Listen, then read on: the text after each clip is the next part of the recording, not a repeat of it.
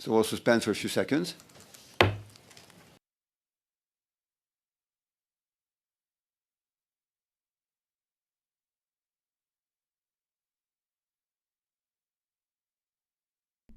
What the heck? They just suspended, I guess, because they're having some sort of interpretation issues. They're having interpretation issues, and I'm having camera issues. For some reason, my camera is not working.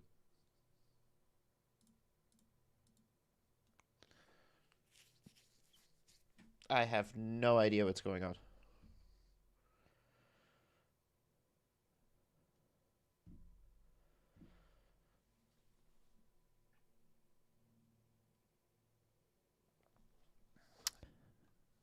All right, while they are suspended momentarily, is there anything else we can tune into?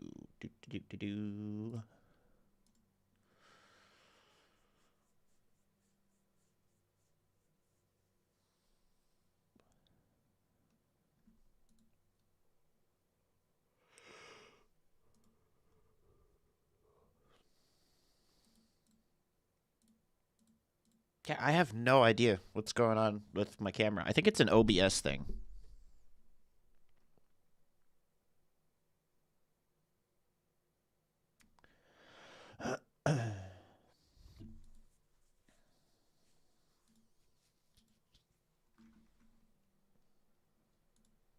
Okay, they're back. The Honourable Gary Anandasangari, Minister of Public Safety.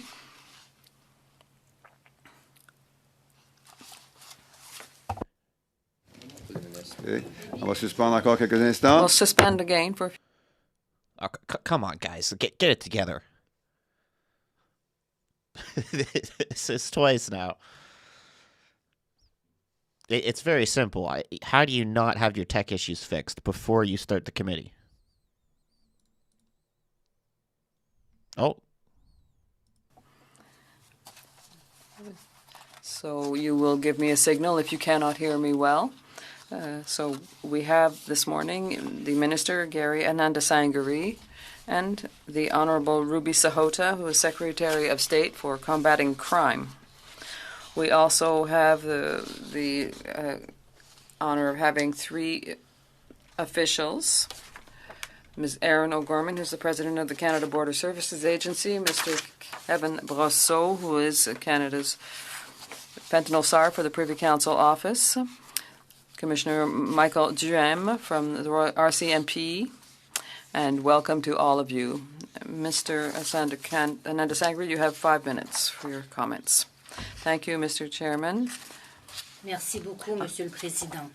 I am pleased to be here today to speak about how we are managing the Canada-United States border. Canada shares the longest non-militarized land border in the world with the United States. In many ways, the border defines the relationship between our two countries. And I think all of us here can agree that over our history, our relationship has brought real benefits. L'année dernière, les marchandises.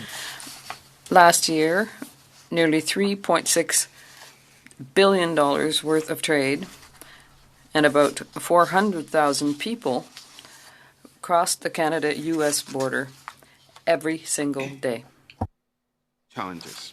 We're constantly having to balance the movement of legitimate trade and travel with measures to keep our border secure. Both countries are dealing with irregular migration, human smuggling, and illegal drug and firearms trafficking. All these are compounded by the involvement of transnational organized criminal groups. So to counter these threats, we have a long history of working closely with the United States each and every day. I recently met with our U.S. counterpart, the Secretary of Homeland Security, Kirsty Noem, in the UK.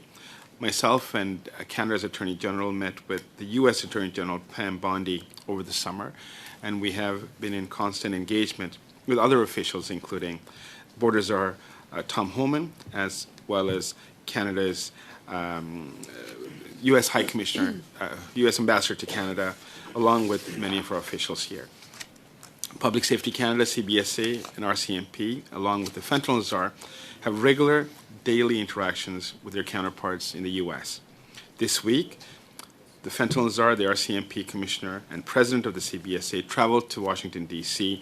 to meet with the head of the Drug Enforcement Administration, Terrence Cole, and with the commissioner of the U.S. Customs and Border Protection, Rodney Scott.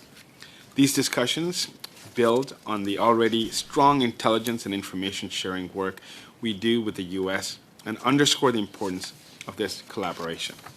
Cependant, nous pouvons toujours en faire. But there is always more that we can do.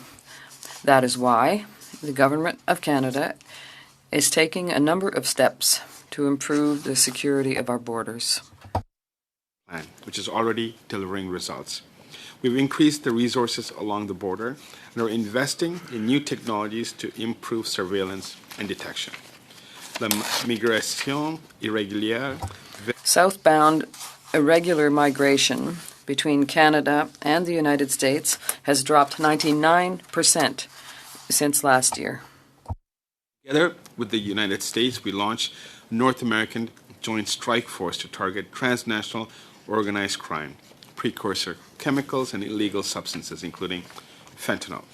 Here at home, we established a joint operational intelligence cell to strengthen collaboration among agencies and advance investigations into the illicit cross-border movement of fentanyl. Those efforts also reinforce our work with our American counterparts. We're also training and deploying new border detector dog teams who can sniff out fentanyl. While less than 1% of illegal fentanyl seized in the U.S. is linked to Canada, we know how important it is to get this drug off our streets, whether in Canada or the United States. A safe and secure flow of goods and people across the Canada-U.S. border is critical to North America's economy. That is why we continue to look for ways to make it easier and faster to cross the border without compromising the integrity of our immigration system. Under the border plan, we have strengthened visa screening and integrity measures.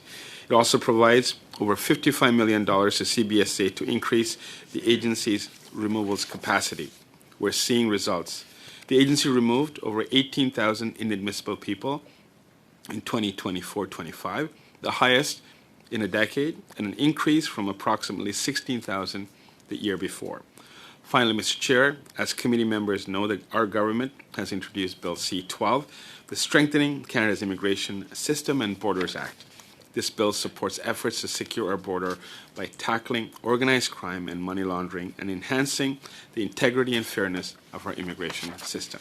Ce projet de loi contient les pouvoirs. This bill provides the authorities needed to take decisive action and protect Canadians. The bill also advanced shared Canada-U.S. priorities such as disrupting the Canada border flow of illicit drugs, strengthening law enforcement cooperation, and improving information sharing. Given the importance of Bill C-12 to protecting our borders, I urge members of this committee to support its swift passage. Thank you, Mr. Chair, and I look forward to the questions. Merci, Monsieur le Ministre. Thank you, Minister. Ms. Sahota, you have the floor for 5 minutes. Good morning. Je voudrais remercier Monsieur le Président. Mr. Chairman and members of the committee, thank you for inviting me to speak here today.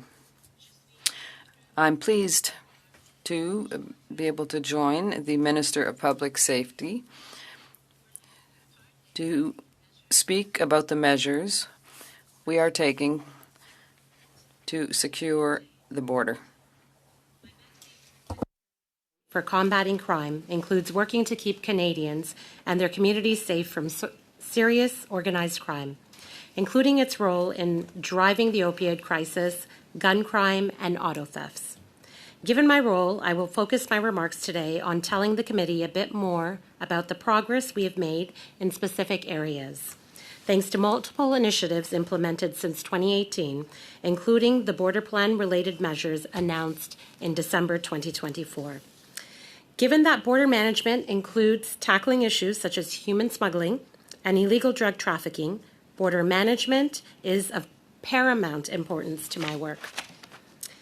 En fait, nous savons que le groupe In fact, we know that transnational organized crime groups are involved in all these activities. of vulnerabilities mean that we need to be ever vigilant, up to date in the tools that we use to stop them. The government's $1.3 billion border plan has helped to put in place many new tools that will help keep communities on both sides of the border safe.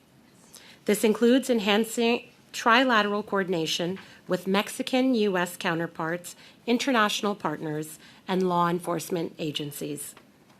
Designating 7 transnational criminal organizations as terrorist entities under the Criminal Code, launching a money laundering intelligence partnership between Canada's major banks and law enforcement, deploying new helicopters, drones, and mobile surveillance towers, increasing usage of artificial intelligence and adding imaging tools that will further help detect illegal drugs before they enter Canada, deploying new canine teams to intercept illegal drugs to augment the existing 80 detector dog teams located at various ports of entry across Canada, deploying new chemical detection tools at high-risk ports of entry, and accelerating regulatory processes to ban precursor chemicals and expanding lab capacity for synthetic drug analysis so that border and law enforcement can take swift action to prevent their illegal importation and use in drug production, while strengthening federal oversight and monitoring of emerging drug trends. And we are already seeing results, Mr. Chair. Thanks to the hard work of Border Service officers, the Canada Border Services Agency seized over 50,000 kilograms of prohibited drugs, cannabis, narcotics, and chemicals, more than 900 firearms just last year. More specifically, the CBSA interdicted over 34,000 kilograms of illegal drugs, including nearly 5 kilograms of seized fentanyl in 2024. Je tiens sur I want to emphasize that 81% of fentanyl seized in Canada came from the United States. Highlight some of the positive results achieved in tackling vehicle thefts since the launch of the National Action Plan on Combating Auto Theft in May of 2024. Motor vehicle theft saw a significant decline in 2024, with police-reported incidents dropping by 17%. Auto thefts have continued to decline nationally in 2025 also, with a 19% decrease reported in the first half of 2025 compared to the same period last year, according to the latest trend reports from Equite Association. The CBSA intercepted 2,277 stolen vehicles in rail yards and ports in 2024, an increase of over 25% compared to the previous year. And they have intercepted 1,252 since the beginning of 2025. These positive outcomes can indeed be attributed to, in part, to the initiatives highlighted in the National Action Plan and carried in a collaborative manner within the PS portfolio with key government departments and across jurisdictions, including with provinces and international law enforcement partners. Avant de conclure, je tiens... Before concluding, I want to take a moment to... Il vous reste seulement 10 secondes, Madame la Secrétaire d'État. Call on parliamentarians from all parties to support Bill C-12, the Strengthening Canada's Immigration System and Border Acts. And with that, I am very happy to take any questions. Thank you. Thank you, Secretary of State Sarota. That's exactly what we will now do, starting with Mr. Caputo for 6 minutes. Thank you, Minister. We meet again. I'm going to be directing my questions, Mr. Chair, through you to the Minister Nandasangri. Minister, if you don't know the answer, please don't put the question to someone else. I just want to hear directly from you, please. Minister, how many students does CBSA currently have working for it? At this point, I can't advise, Mr. Okay. Caputo, but I can ask... 839. I'll answer the question for you. Well, as of today, I'm not so sure you could be that accurate, Mr. Caputo. I think I would ask the President to maybe offer. Well, that number came from the union, 839 in 2024. I trust the union. The question you Minister, posed, if I'm correct, is Minister, this is my time, Sorry, Minister. I'm sorry. asking you questions. So I'll ask both of you just to make sure that we don't overlap in our comments and questions. Minister, 18.96 in 2024-2025 at Trudeau Airport. These are students who are meeting people at the point of entry, deciding whether they are letting in a terrorist or deciding whether the person they are letting in with has drugs. Are you okay with a student with 3 weeks training, one of which is for use of force, evaluating such important matters at the border? Mr. Caputo, I've had the opportunity to visit many ports of entry, including airports, and I can assure you the role of students is critical to the operation of CBSA. They're trained, they're supervised, and they don't work in a high-risk environment. So they do very important work, and they support, in fact, regular officers who sometimes are on vacation during the summer. I have no doubt, but they are the principal point of contact with people. 1 in 5 students. And you're okay with that? Mr. Caputo, I've met with many students throughout the summer, and I know they're exceptionally good people who are well-trained and well-supported. So they do not make decisions on high-threat environments. They do their job in a routine manner, and Okay. there is, at every ports of entry, there are different levels of expertise that's there to support the work. Thank you, Minister. That's how many foreign nationals are awaiting deportation in Canada? Mr. Caputo, I can get back to you, or I can ask Mr. Gorman to Why advise. don't we actually refer to Mr. McCrory, VP for Canada Border Services Agency? According to Blacklocks, he said 30,000 foreigners awaiting deportation. Number one, that number is shocking. More shocking is that you don't know it. Where are those 30,000 people? Mr. Caputo, I'm not here for a spelling bee. Okay, let me be very clear. Okay, so if your intention here is to Minister, you're the Look, minister. I am. The buck I will. stops with you, Point of Minister. order. Point of Buck order. stops with you, Minister. Sorry, point of order. What is it? Mr. MP Sassi? C'est la deuxième fois que ça arrive, que ça se produit. It's the second time this happens, that the two are speaking at the same time, and we can't understand anything, and I think it's difficult for the interpreters as well. It would really be important that one person speak at a time. Good interpretation, and there's a responsibility of everyone, including, if I may suggest, the staff and the Minister and the Secretary of State. Minister, a spelling bee? You equate 30,000 lost deportations to a spelling bee? I'm going to ask you again. Do you know where they are? Yes or no? There are. These people are going through a system of enforcement and removals, and I can tell you categorically that this year we're on target to remove over 20,000 individuals who are awaiting deportation removals, and next year we hope to enhance that. But Last Minister, year Minister, we had over I'm 18,000 gonna reclaim my time. removals. Mr. Caputo, I'm sorry to interrupt. I but get to. we- I'm going to reclaim my time here, with all due respect, Chair. I've asked a very concise question and I didn't get a concise answer. Minister, you do not know where these people are. In fact, the CBSA BSSE? says. Point of order, Mr. Chair. I have been attending committee meetings for over 10 years. Generally, in these meetings, ministers do arrive with their officials in the event that they want to provide additional details. I don't quite understand why Mr. Caputo, right off the bat, said that the minister isn't allowed to consult with them to provide further details. That is the norm around here. That is the procedure around here.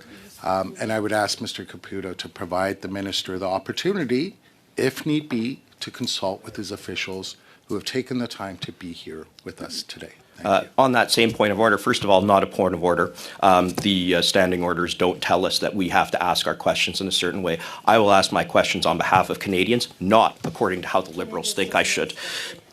Where are the how about this, Minister? You won't tell us where 30,000 people are. How many of them are lost? How many do you not know where they are? Just a number.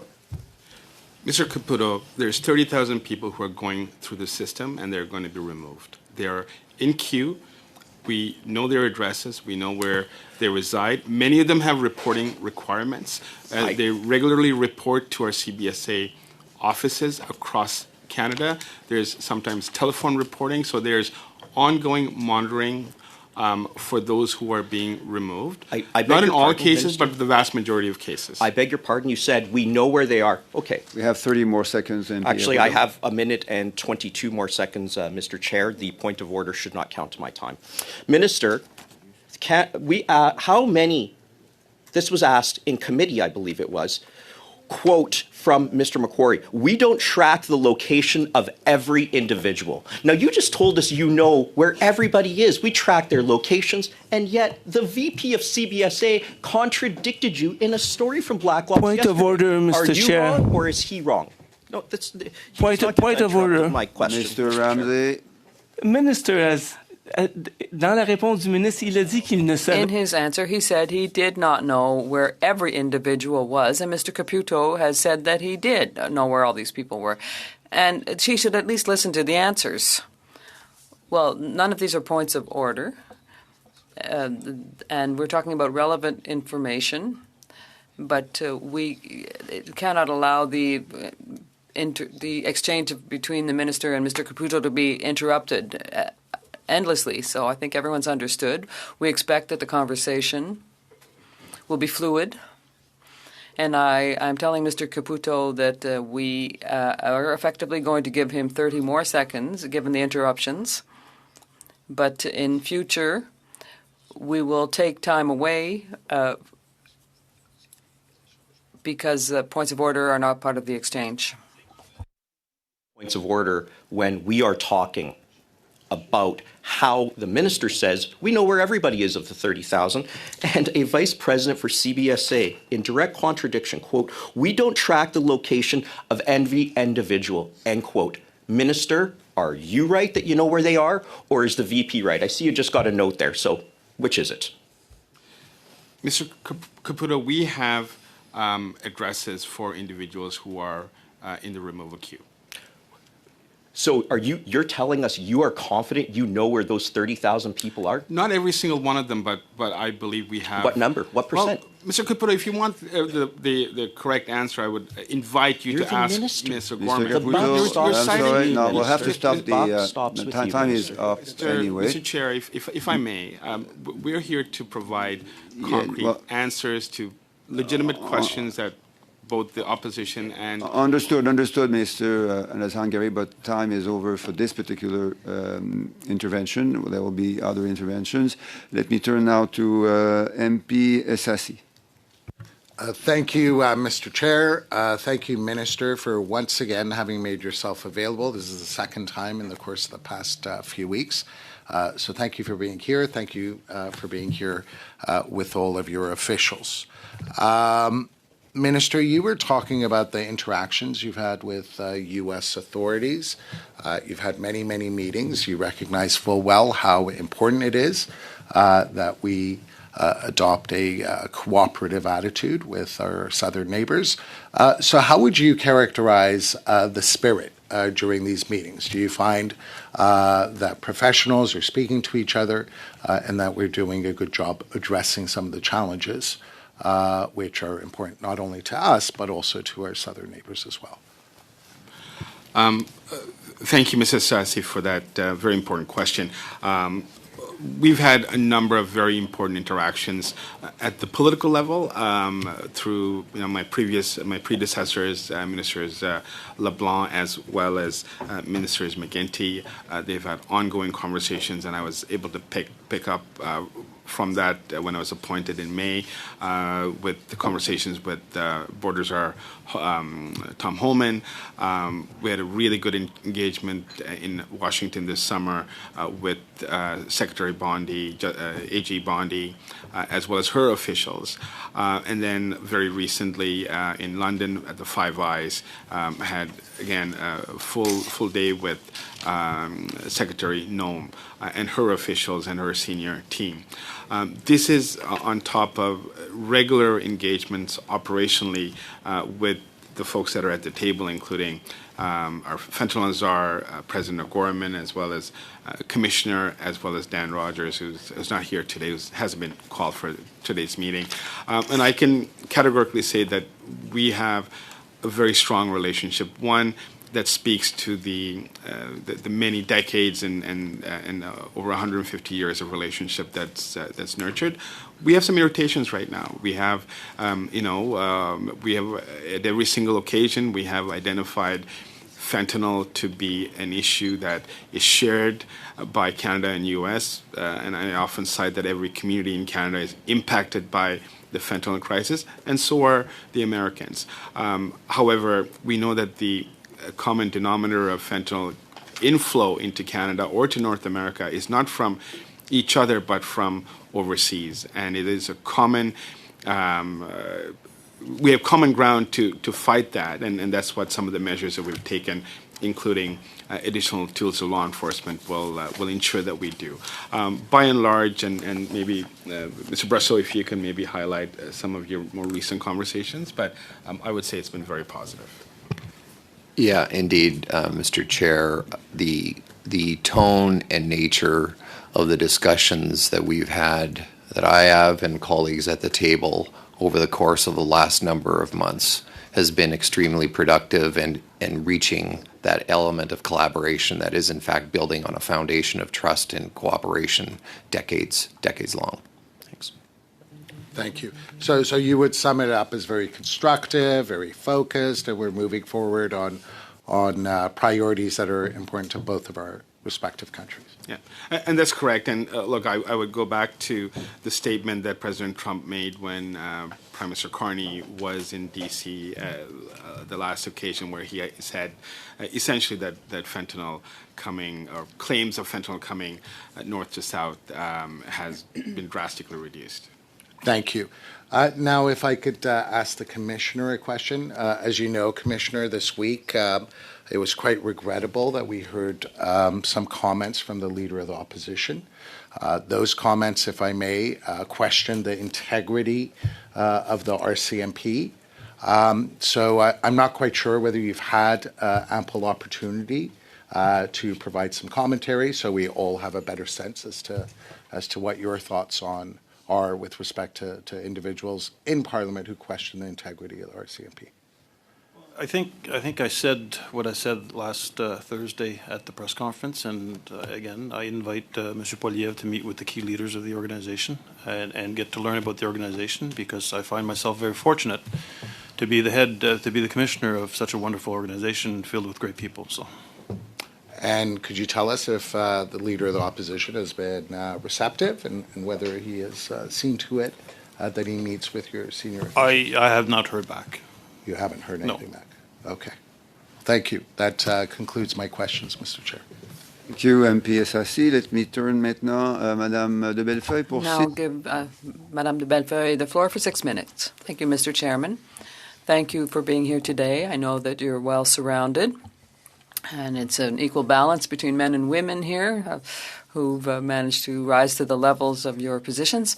So I'm pleased to see you, Mr. Minister. I'll ask the same question I asked last time. You promised that you were committed to consulting the opposition parties in order to appoint the Commissioner for Foreign Intelligence. You repeated this publicly, and until now, my party has not been consulted on these candidacies. You promised that it would be announced by the September 15th, and we are now the 23rd of October. So when are you going to consult the parties and appoint this Commissioner for Foreign Interference? Thank you for the question. I have made a number of commitments along these lines. Initially, my expectation was that we will have a name to be shared with the opposition before Parliament convened. In my last appearance, which is, I believe, last week, I had repeated that those comments, and that still stands. That we do have a name, and we look forward to presenting that name to the opposition and do the consultation. On our end, it will be coming forth in short order. Parfait. Alors, pouvez-vous me Thank confier? you. Could you confirm to me, in an effort that the finance minister asked all departments to look for budget cuts, can you tell me if the RCMP is subject to a 2% cut? We have, I believe I did confirm that as part of the comprehensive review, expenditure review, there is a 2% target for Canada Border Services and 2% for the Royal Canadian Mounted Police. Notwithstanding those reductions, they're both still getting additional 1,000 CBSA as well as RCMP personnel. Pour la coupe à la GRC, il me semble que j'ai vu. For the cut to the RCMP, I thought I saw $96 million as a figure. That's a lot of money for an agency that is in charge of the security at our borders. I don't know if it's an idea to cut $98 million from the RCMP's budget. I know you want to provide more money to other agencies, like the CBSA. When we look at C2, for example, but at the same time, you're accepting that it's NSE and SARA in English. You're agreeing that that could be cut by 15% over 3 years. Don't you find that that's a bit much, that we're taking away the means from the office that's supposed to do the oversight of the RCMP, but you're clipping their wings? So I find that pretty inconsistent, and I'm really disappointed to find that the government is not so interested in finding out whether these agencies, which have direct links with national security, are losing the means by which they can do their investigations. Expenditure review is a very important undertaking by the Prime Minister. He has asked every single department to work with our officials to come up with areas of low, medium, and high risk, so that an assessment could be made. Je ne veux pas être impoli envers vous, Monsieur le Ministre. I don't want to be rude, Mr. Minister, but this is an agency whose mandate is to investigate and review.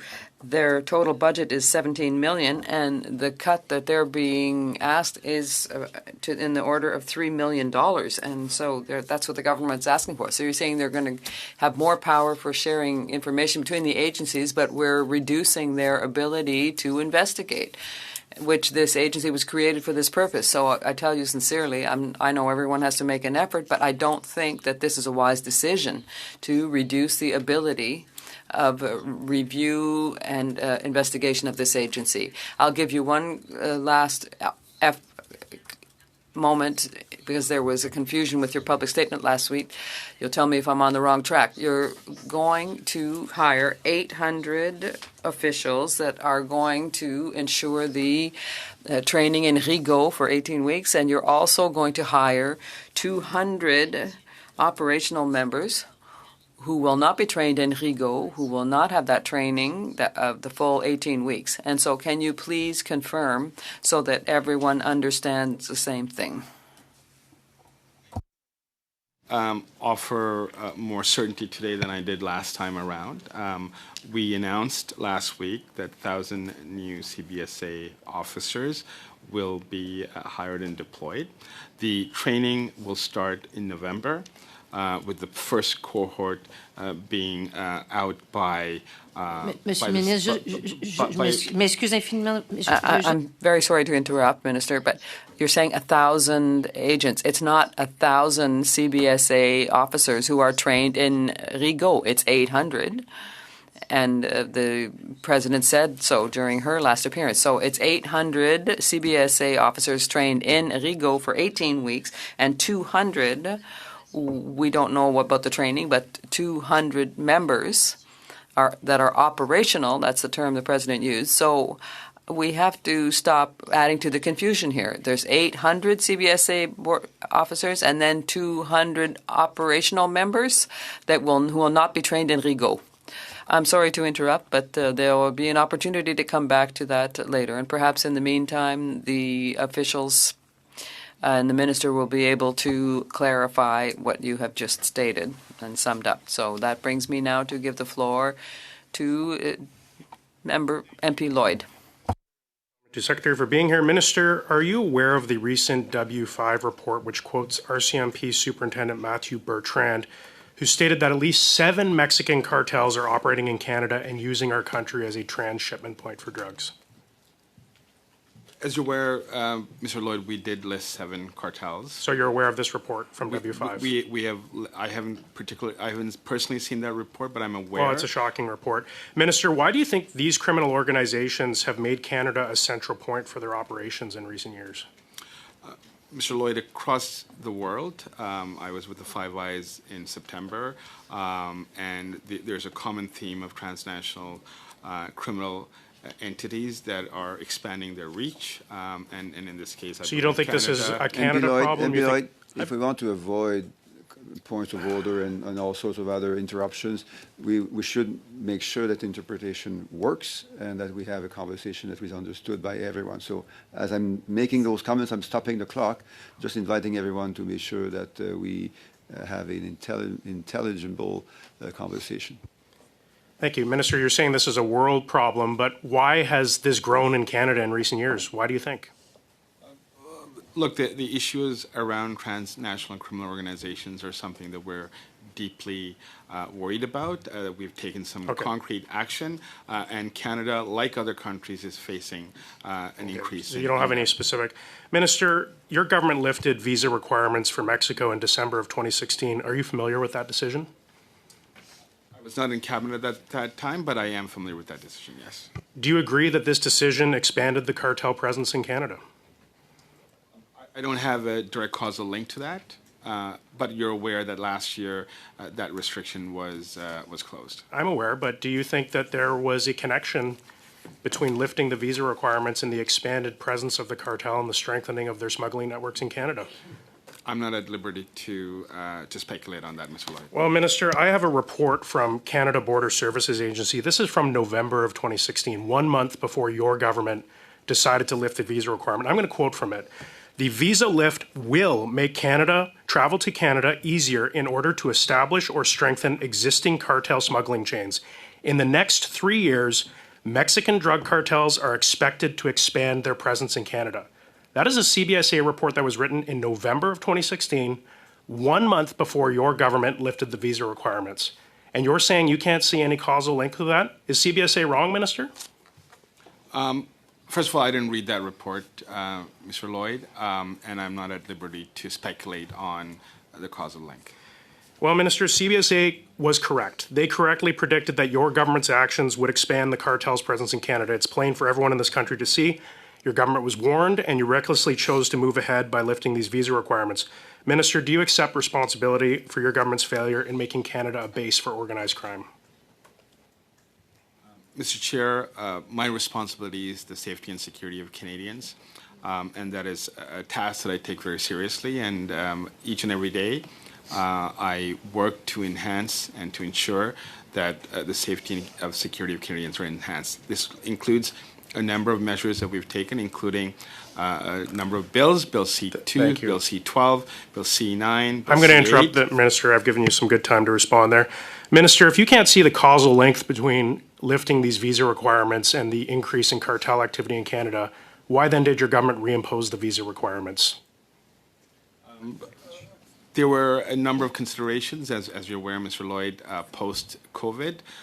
There were some changes that we made. We had a number Were you advised that the lifting of these visas had caused an increase in crime and the implementation of these visas were necessary to staunch the stem of organized crime growth in Canada? Mr. Lloyd, I wasn't the minister at that point, and I did not have that particular information. Well, you're talking about borders today. This is a border, it's a critical issue in Canada. We just had a W5 report. You've listed 7 South American and Central American cartels as terrorist organizations, and you don't know and you can't say whether your government's policies are intended to stop those terrorist organizations from operating in Canada. You can't say whether or not lifting the visa requirements did cause it, Minister. How can you not know these answers? What I can tell you, Mr. Lloyd, is that we made a decision to list 7 cartels as terrorist entities under the criminal code. It is a decisive step that's meant to curtail the influence and filtration of these cartels within Canada. Minister, in 2020 at a committee, you said that racism is permeated within the RCMP. I'm glad we have the Commissioner here today. Do you still believe, as you did in 2020, that racism permeates the RCMP? I'm not sure if that's the exact wording, but I will say that there is systemic racism that exists within many of our institutions. It is one where all of us will need to work to enhance. The Commissioner and I have had a number of conversations as a leader. The Commissioner is aware of some of the challenges that exist. And it is about ensuring that our independent Royal Canadian Mounted Police are strengthened and are even able to do a much better job than they're doing right now. I'm proud of the work that they do, and I have full confidence in their abilities to do that work. Sorry to interrupt, but that's all the time we have for this part. Let me turn to MP Akan for 5 minutes, please. Thank you, Mr. Chair. It's just too sad to see that, the repeating behaviors on the floor. And I'm new to the committee, and I'm hoping that this is not a real committee how it's supposed to be. So cutting off the answers, interrupting the witnesses, and claiming that this is the way that the Canadians are asking the questions. So in my opinion, and as everybody knows, Canadians are very polite and respectful people. So I would like to continue the interrupted question with the Minister. So, Minister, I agree Canadians need to hear the answers without any interruption.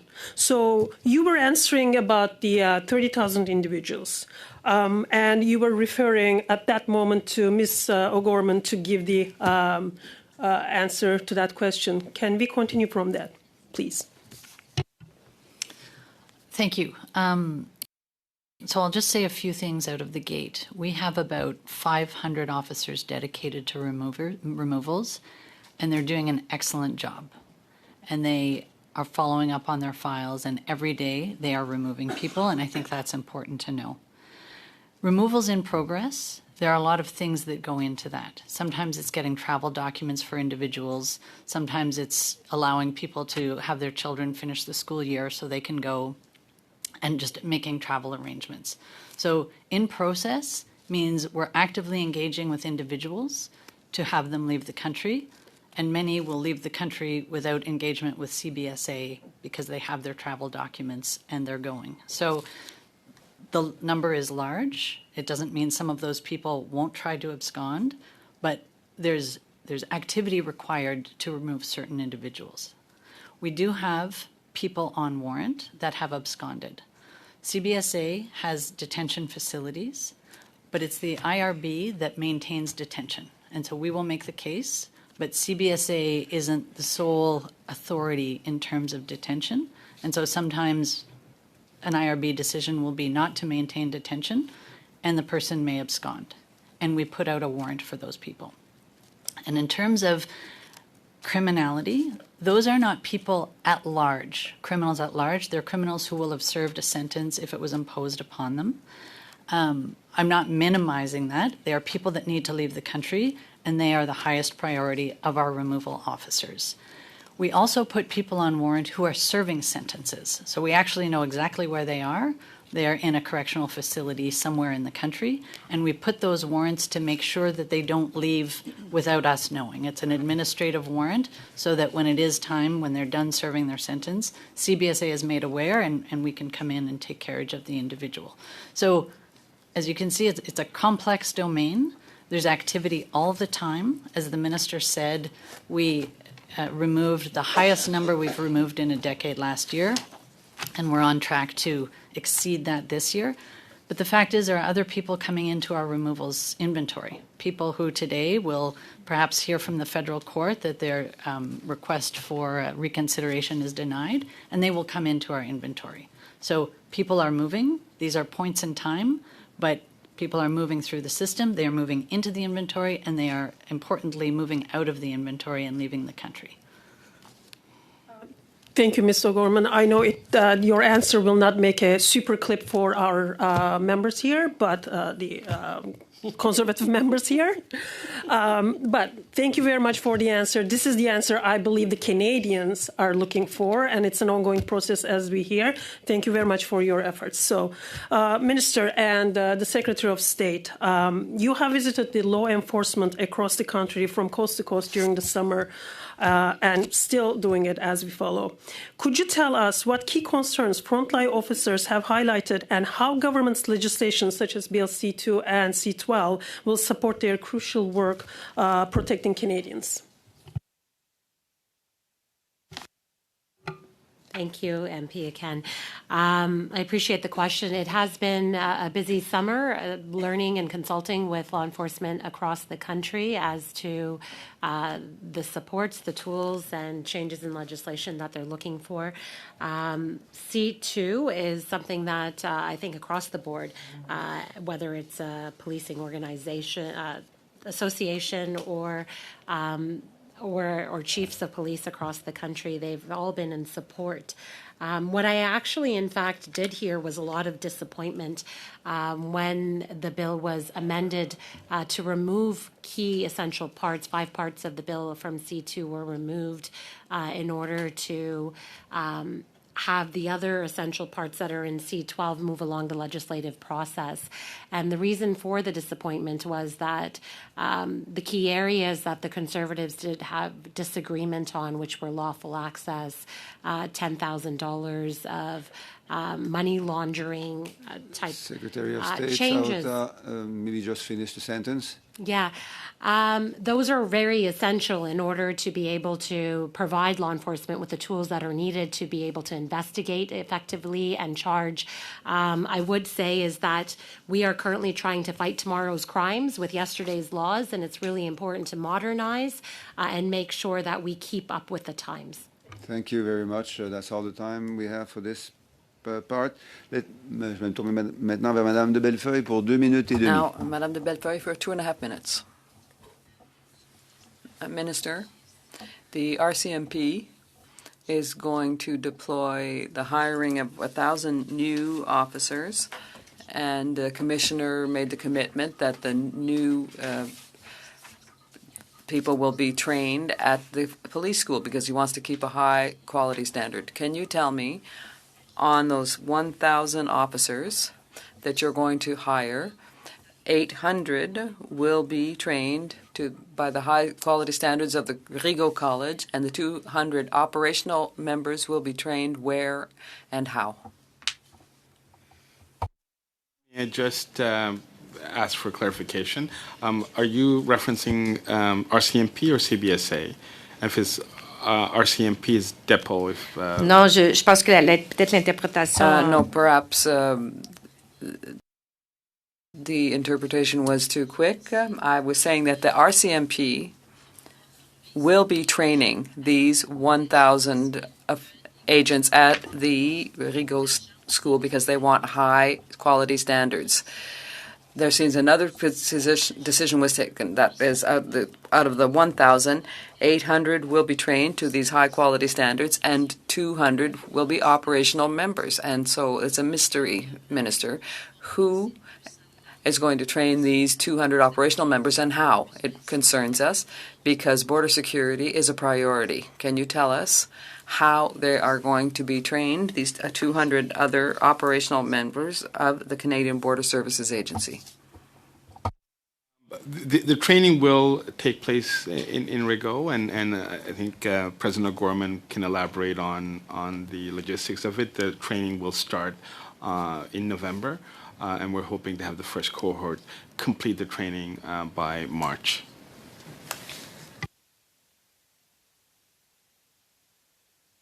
Donc, ce que vous me dites, c'est que... So what you're saying is they'll be training in Rigaud but it won't be an 18-week-long period like the other 800. Can you tell me, Mr. Minister, if you find it reasonable, given the government's priority to commit more to border security, to oblige the RCMP and the CBSA to be subjected to significant cuts? We already know that they are short-staffed, that they're overwhelmed by the work they have to do, and don't you think it's rather inconsistent to give them rather the necessary human resources, but on the other hand, take away money that allows them to do their jobs? Unfortunately, we've already got. It's a very good question, and we'll have to wait for the very good answer. We hope, at least. So I'll now give the floor to Mr. Caputo for 5 minutes. Minister, we just heard from Ms. O'Gorman on a question from the Liberals. What wasn't included, and I'm asking you, what wasn't included in there were how many people of the 30,000 awaiting deportation orders? From you, just a number. How many of the 30,000 deportation orders are on warrant right now?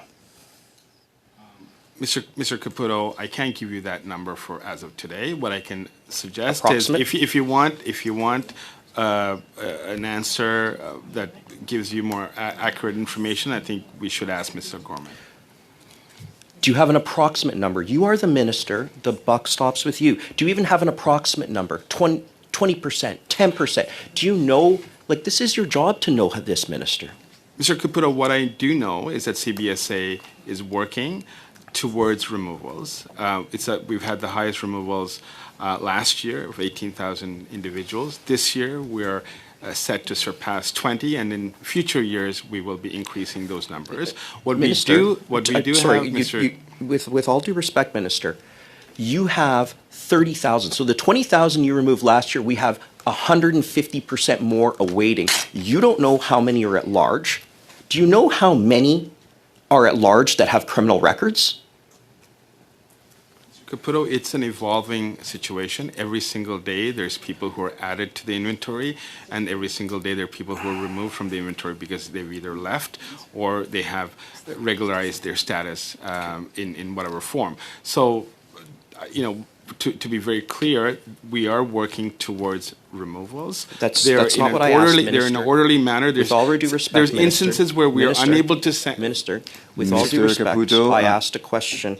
I'll just ask Ms. O'Gorman, do you know the number, just the number, of what percentage are warrants of those 30,000 removal orders? Just the number, please. Approximately even. 30,000 removals in progress of people we are engaging. We have 32,000 warrants for people that we are looking for. 32, I beg your pardon? There are 32,000 warrants? People who are in our wanted inventory that we are actively looking for. I'm sorry. You have... And I'll point out, all of this is posted publicly. These aren't secret numbers. They're on the CBSA website. So you know them, but the minister doesn't. Okay. So I'm sorry. There are 32,000 people set for deportation that are on warrant, which means you don't know where they are. Am I clear? Correct. We are looking for them. And I will point out, these, as I said, are points in time.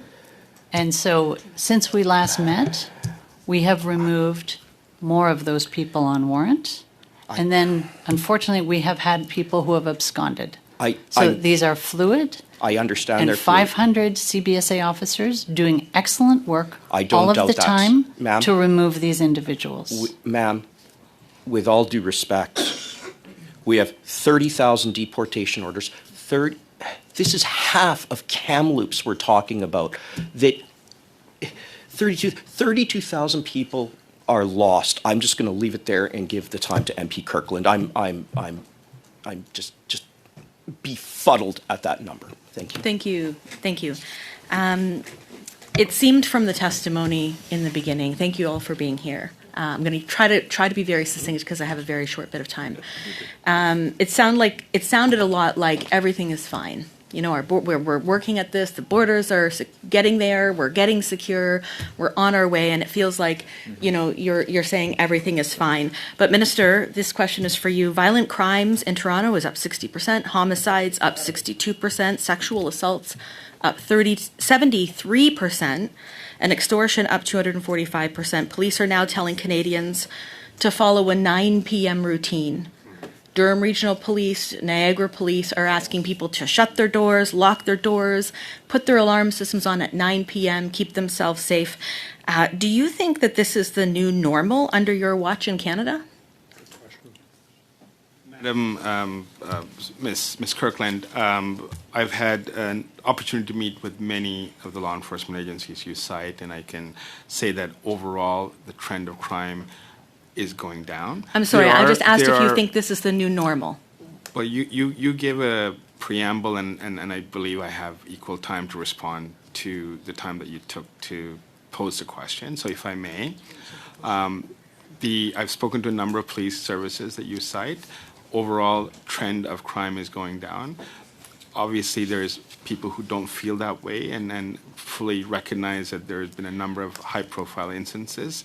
We are working as a government. Excuse me, I'm sorry, I'm sorry, I have to interrupt that segment. I'm sorry for that, but I have to move now to the last segment led by MP Sari.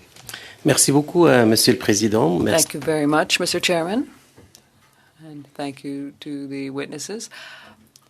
I'm giving you a moment to put in your earpieces, but at the same time, I'd like to say that the goal of this committee as elected members and legislators is to reassure the population. And I thank you today because what you have said, when we give you a moment to answer, that is that you reassure the people, and that is very important. I also would like to give the floor to the Honourable Secretary, Ms. Sahota, because crime, especially at the border, has existed in the past and always will. So how can the government strategy really strengthen the border and allow us to combat this transnational criminality that flows from organized crime at the border? And after that, I will leave the time to others. If you want to answer, please. With saying that today's a good day, the Justice Minister just tabled a new justice reform bill, bail reform and sentencing. There's many provisions to deal with the crimes that Madame Kirkland just spoke about as well. And I just wanted to say that police of different jurisdiction will always give advice in order to take the steps necessary for individuals to feel safe in their communities and give the best advice that all homeowners should always take, given any circumstances, whether it's today, yesterday, or decades from now. In terms of cross-border, there are many measures that we've taken to strengthening the borders, and I know that Mr. Brousseau will also get into that in the second hour, but we have intercepted through the RCMP, through the CBSA, many seizures of illegal guns and drugs across our border, and it's because of a joint effort through the U.S. and Canada has undertaken for the past several months, and I think we've been very successful. So that's one thing, but we've also there were questions that were asked earlier about funding to our agencies, and there has been an injection of a lot of funding that has been put in. You would not be able to provide the equipment that we have provided to our agencies, and that includes 3 Black Hawk helicopters, 60 tactical mission drones, 40 operational drones from the CAF. All of those technologies are being applied, and we now have 24/7 surveillance at the border. These are all great measures and steps that are being taken by our government, and I know the Conservatives have a lot of criticism, but under their government there were not deep investments such as these, and so these investments are very important, and the cooperation that we have with the United States and our Five Eyes allies are very important as well. And so I would go back to the fact about giving police authorities the tools that they need and making sure that our regulations are keeping up with the times. That is why we've introduced C2 and C12. It's important that all aspects in those bills are eventually passed through this House, because that keeps us in par and in line with our Five Eyes allies. And transnational organized crime is happening across all countries. There are checks that are done when somebody applies for an ETA when you're a visa exempt country. So just like the UK, when somebody is coming and has a past criminal record, that is, checks are done. And I wanted to address that issue as well. The reason the Mexican visa ETA was taken away was because of the increase in asylum claims that we saw.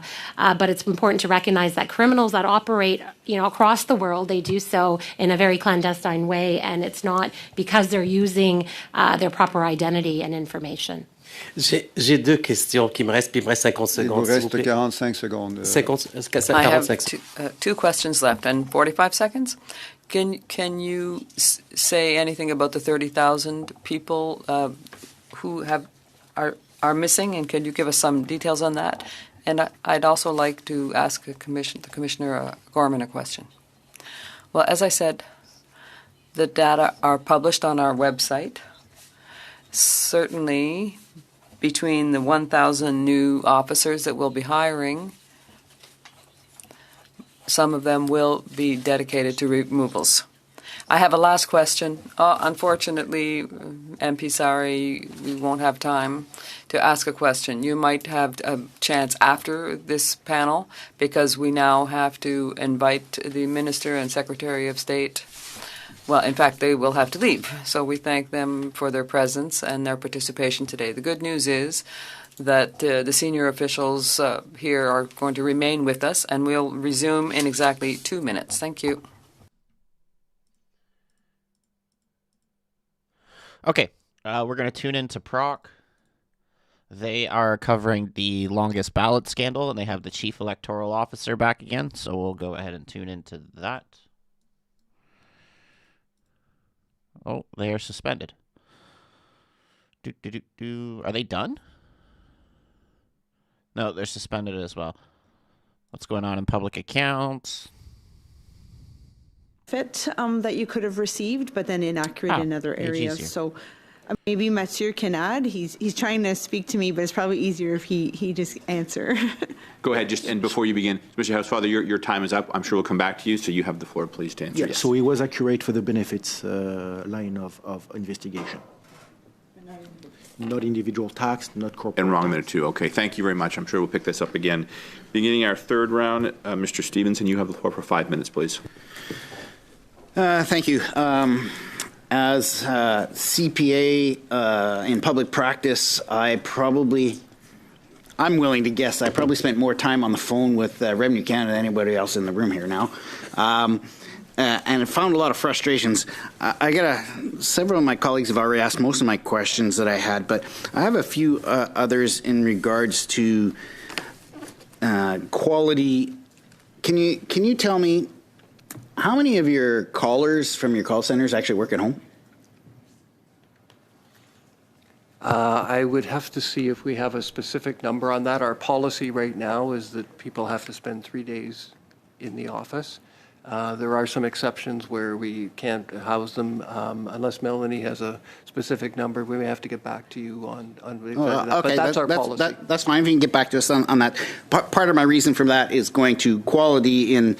I've had several calls where there's kids screaming, dogs barking, whatever in the background when you have your calls. And so the quality of the answer is going to be somewhat distracted when you are doing some of those things. So I kind of wonder about that. Can you also tell me how you talked about a bunch of training there, which I'm finding a bit of conflict in that in the Auditor General's paragraph 41, it stated in 24-25, agency reported over 130,000 hours of coaching, but it ended up working into under 30 minutes per agent annually.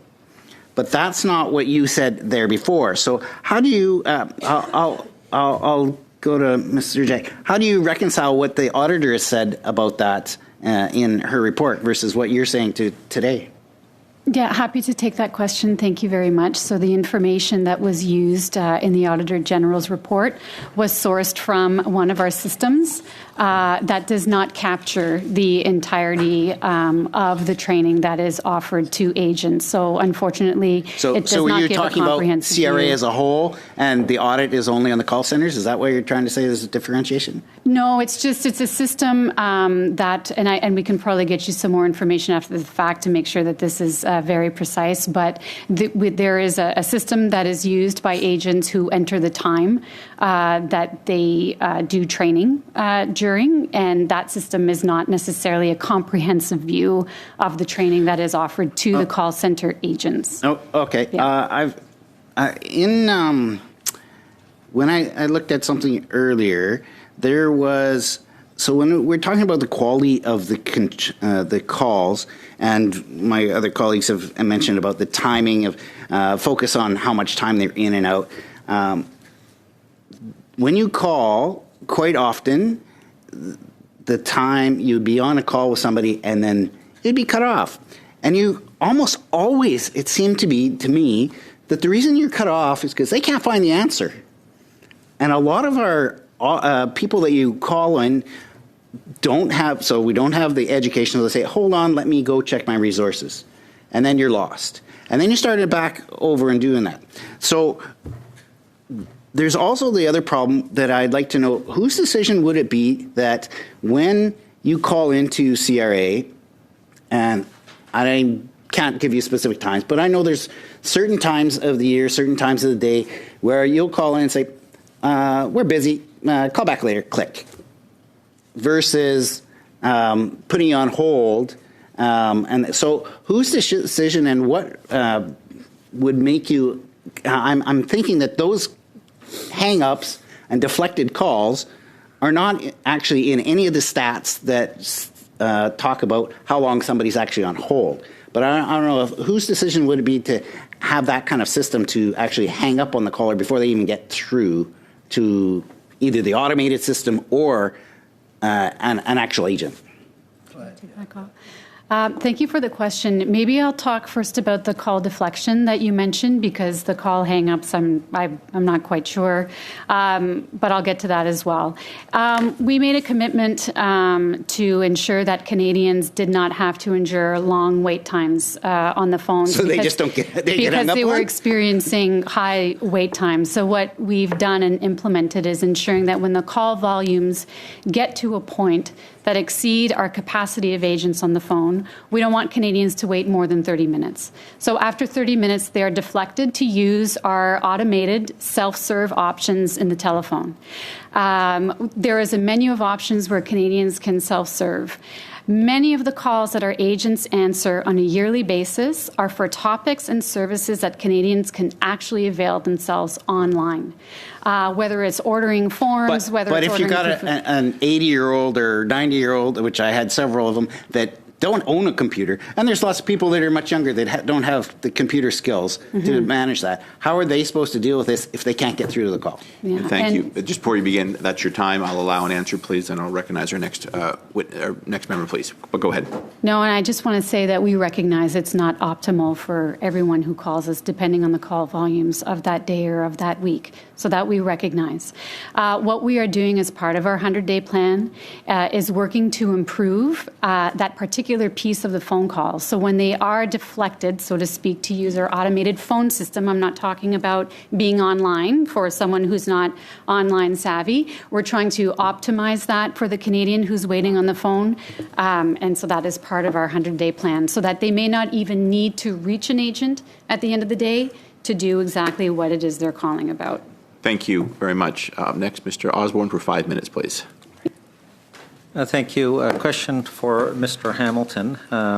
Looking at the report, and it has identified that limited time was dedicated to improving accuracy and completeness. And I know you've answered this to a certain degree, but I'm looking for a more wholesome answer.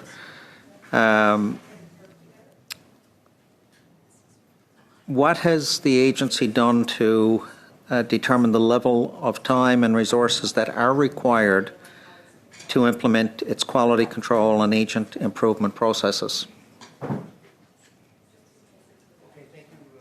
question, and I think Melanie was going to respond a little bit to that in the previous round, so I'll let her elaborate. But I would just say at the high level, we recognize that we have to make sure there's adequate space in the evaluation for the quality. And as I've said, it's got to be a combination of making sure, and this would be for any organization, that people are there doing their job when they're supposed to be, but also that they're giving accurate information and they're giving a high quality job.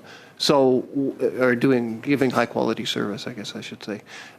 So we are undertaking to review that process, do an evaluation, and see if there's something better that we can do. But we're going to have to do both. We're going to have to, because I'll say, and this relates to other questions that have been asked, one of the things we observed since the start of the pandemic, the call handle times have increased significantly. So before the pandemic, our average call was about 9 minutes.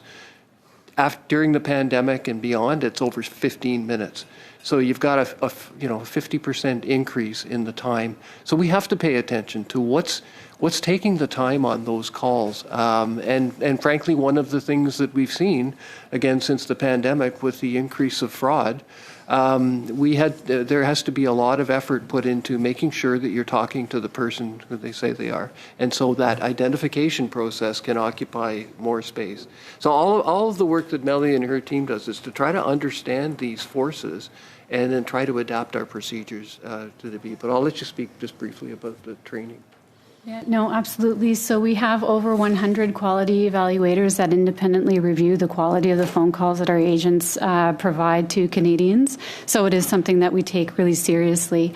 I know I've mentioned this figure earlier, but in the 130,000 phone calls that we do review per year, the accuracy is over 90%.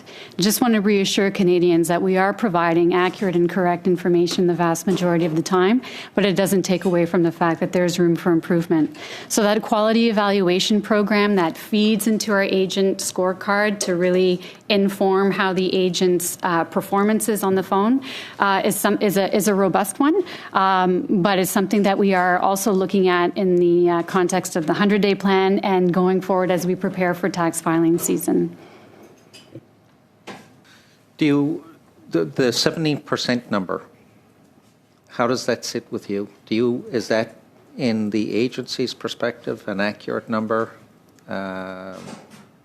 If it is, it's very concerning, but can you talk about the 17% accuracy number? Maybe I'll just clarify the question. So the 70% number, I thought you maybe were referring. 17. I'm sorry. Okay. Maybe that would help explain it.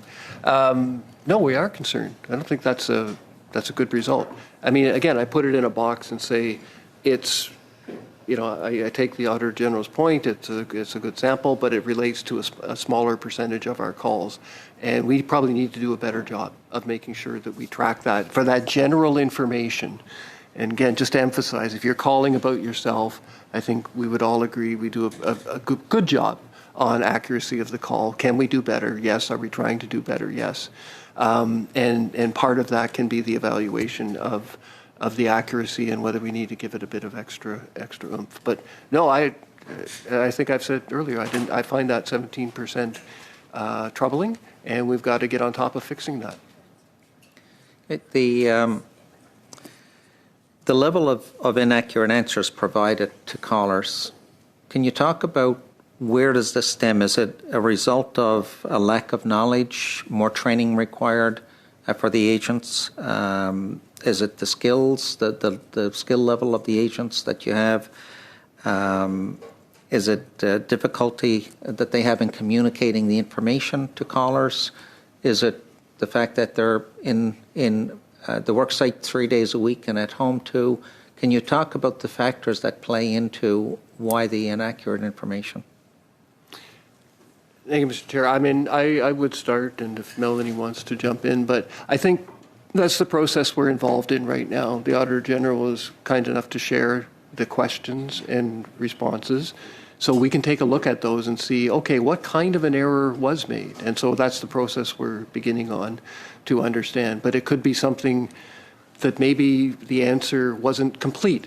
So there's just a piece missing. Well, that's one type of problem that we need to solve. But it could be that, I don't know, the agent just didn't know the answer to that question for one reason and gave the wrong date or gave the wrong eligibility criteria. So we have to examine those, much like we do on the rest of the bigger bulk of our calls, and say, how can we do better to make sure that agents have answers to that? And if they don't have the answer, they find it, because we have different skill levels of people, and we have supervisors that can come in and help.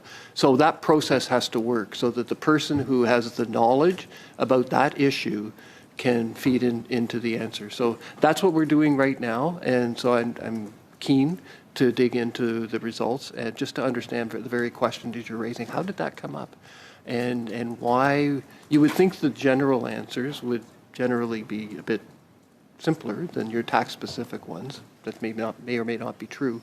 But the other part, people should understand that is not an easy job when you're sitting on the end of the phone trying to explain to someone what their tax situation is. It's a responsibility. It's one we need to do extremely well. But you're dealing with a very complicated Income Tax Act that gets more complicated all the time. People have unique circumstances. So having sat in on many of those calls in my years, that my hat goes off to people. I know that they're trying their best, but I think we can't underscore the fact enough that those are difficult jobs.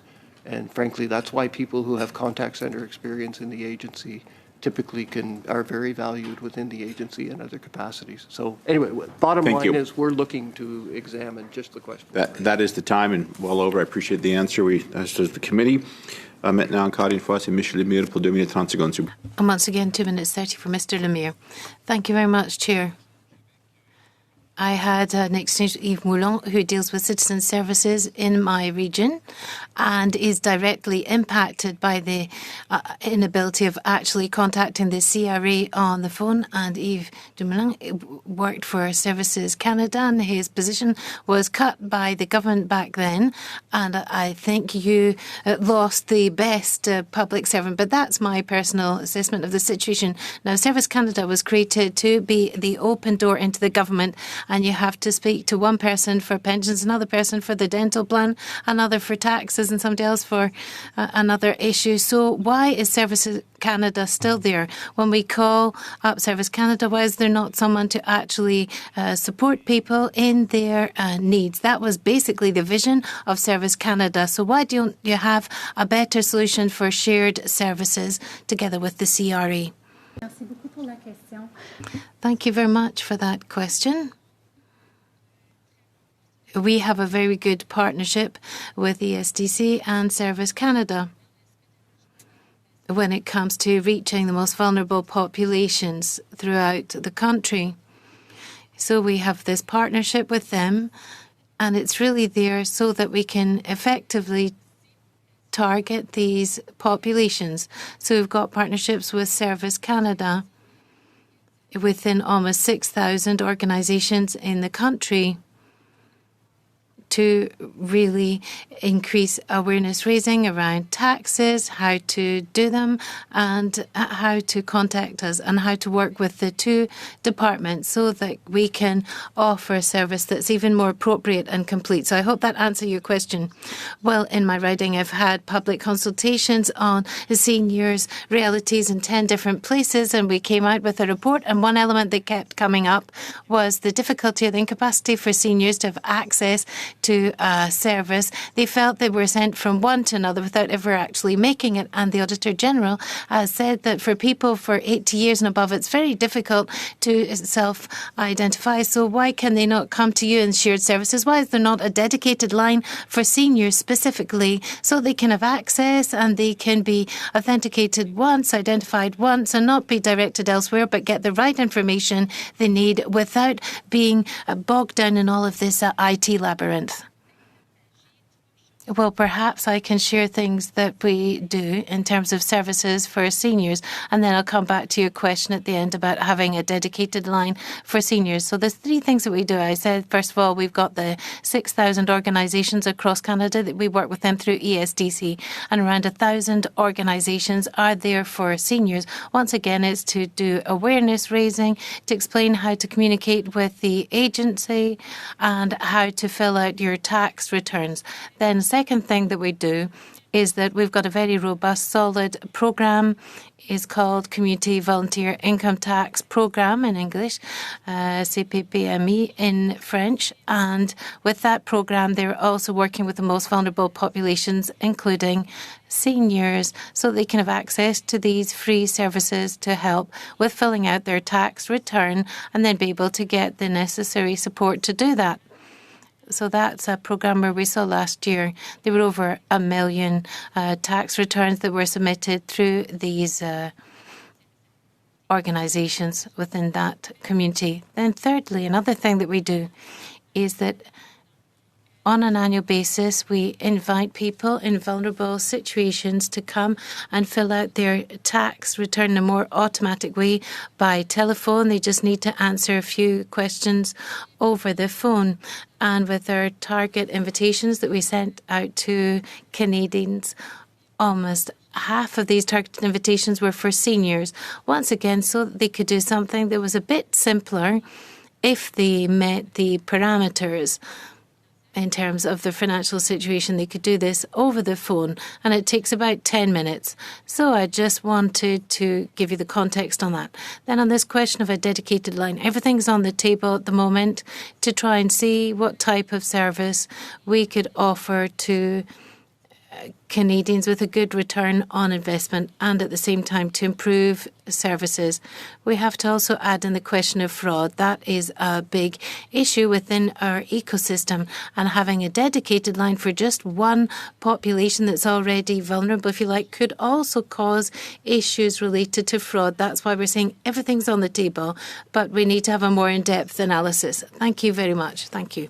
Now, Mr. Deltel, for 5 minutes, please. Thank you very much, Chair.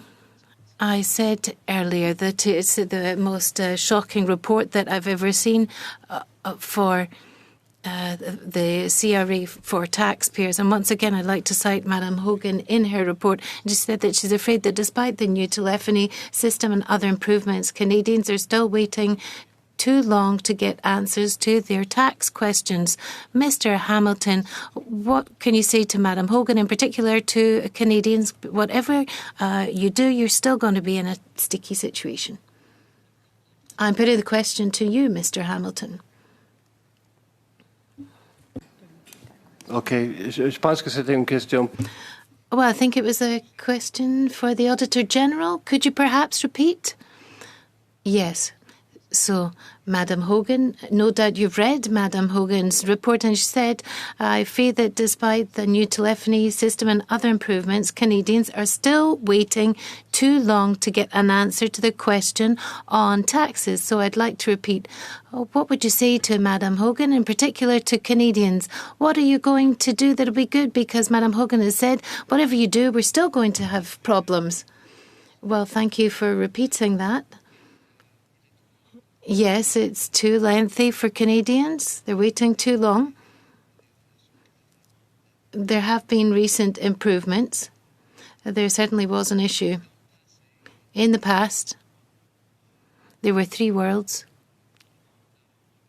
There was the pre-pandemic world, where we had the commitment to answer calls after 2 minutes or within 2 minutes. And we were able to do that because we didn't accept calls if we didn't answer them within 2 minutes. Now I'm talking about the future. Ms. Hogan has said even if you make changes, people are still going to be waiting. We don't want to talk about what happened during the pandemic or before the pandemic, but what's going to happen in the future. We're going to finally have a phone line that will work correctly rather than having to wait and still wait.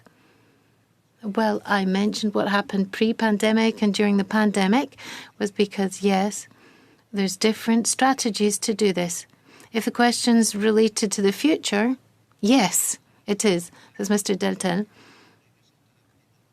Then, of course, we can talk about the results now.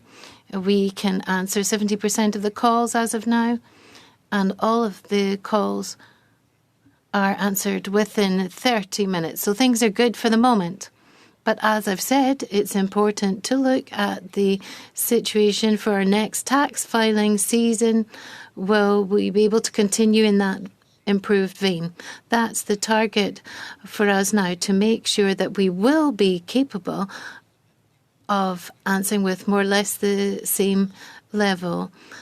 But the strategy there is not just to have more agents. Perhaps we'll have more agents, but now we're making changes before the tax filing season to see if we can actually avoid having to place a call by having better information on the website and using better technology and better tools for agents. I think we're going to have better performance. Canadians want to ensure that once they're on the line, they can get the right information. 4 out of 5, they're not getting that at the moment. One of the factors that's perhaps leading to this has been cited by Madame Hogan, where she said that the agency gave more importance to respecting the working schedule and their breaks than to the accuracy of the answers, and that doesn't encourage commitment towards a quality service. So what is the culture within the CRA? Is it to answer right on time or to give the right information? And don't tell me that it's a balance of the two, because Madame Hogan has said it's not balanced. You're giving more importance to arriving on time rather than giving accurate information. This doesn't really add up. It doesn't make sense. Well, I'll repeat that there is a balance there. We have to find the right balance. It's not one or the other. But as I've said, we're open to carrying out a study on our evaluation process. Should we concentrate a bit more on accuracy or the other side? It's important in this assessment to see whether the person comes to work in an acceptable way and so on. But I'm aware of the point that you've raised. We need to strike a balance and send this message to employees. It's important to take the call, but it's just as important to give an answer. Well, this is a minimum that we're asking here. These people want to work, they want to serve Canadians, but they have to be informed correctly so they can pass on the correct information. With all due respect, it really doesn't make sense what's happened the last few years. Why have you let things drag on like this? And why did you need to hear from Ms. Hogan to react in order to wake up the minister? Because for 10 years, you've got ministers that have been sleeping at the switch. It's just because Madame Hogan has been doing her work and we've done our work as MPs. We've been inundated, absolutely inundated, whatever the party is, whatever the riding. We'll be getting tens of calls per week from people that were in difficulties with the CRA. It's your job to do this. So why did you wait to get this report from Madame Hogan before you did your work properly? We are improving the situation, certainly, and I have got a great deal of confidence for the future that we're going to have the best service. And we're going to have people who are capable of answering the calls and giving true answers. And also the behaviour of the agent is important in this assessment. There needs to be a good experience for the taxpayer. And I must admit that for the people who give feedback from the call, if someone calls and speaks with one of our agents, in general, the experience is a positive one, according to the surveys that we've done on calls. Thank you. Sorry, I'll have to leave it there, Mr. Hamilton. I want to keep us on track, and there's enough there for another question, and I think I'll turn now to Ms. Yip for 5 minutes, please. Mr. not Hamilton, the following yippers. Mr. Dettel's question, I'm also hearing from my constituents that they are still frustrated over the backlog.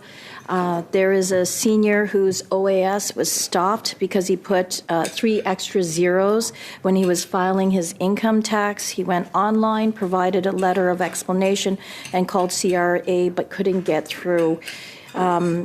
So his case has been ongoing for some time.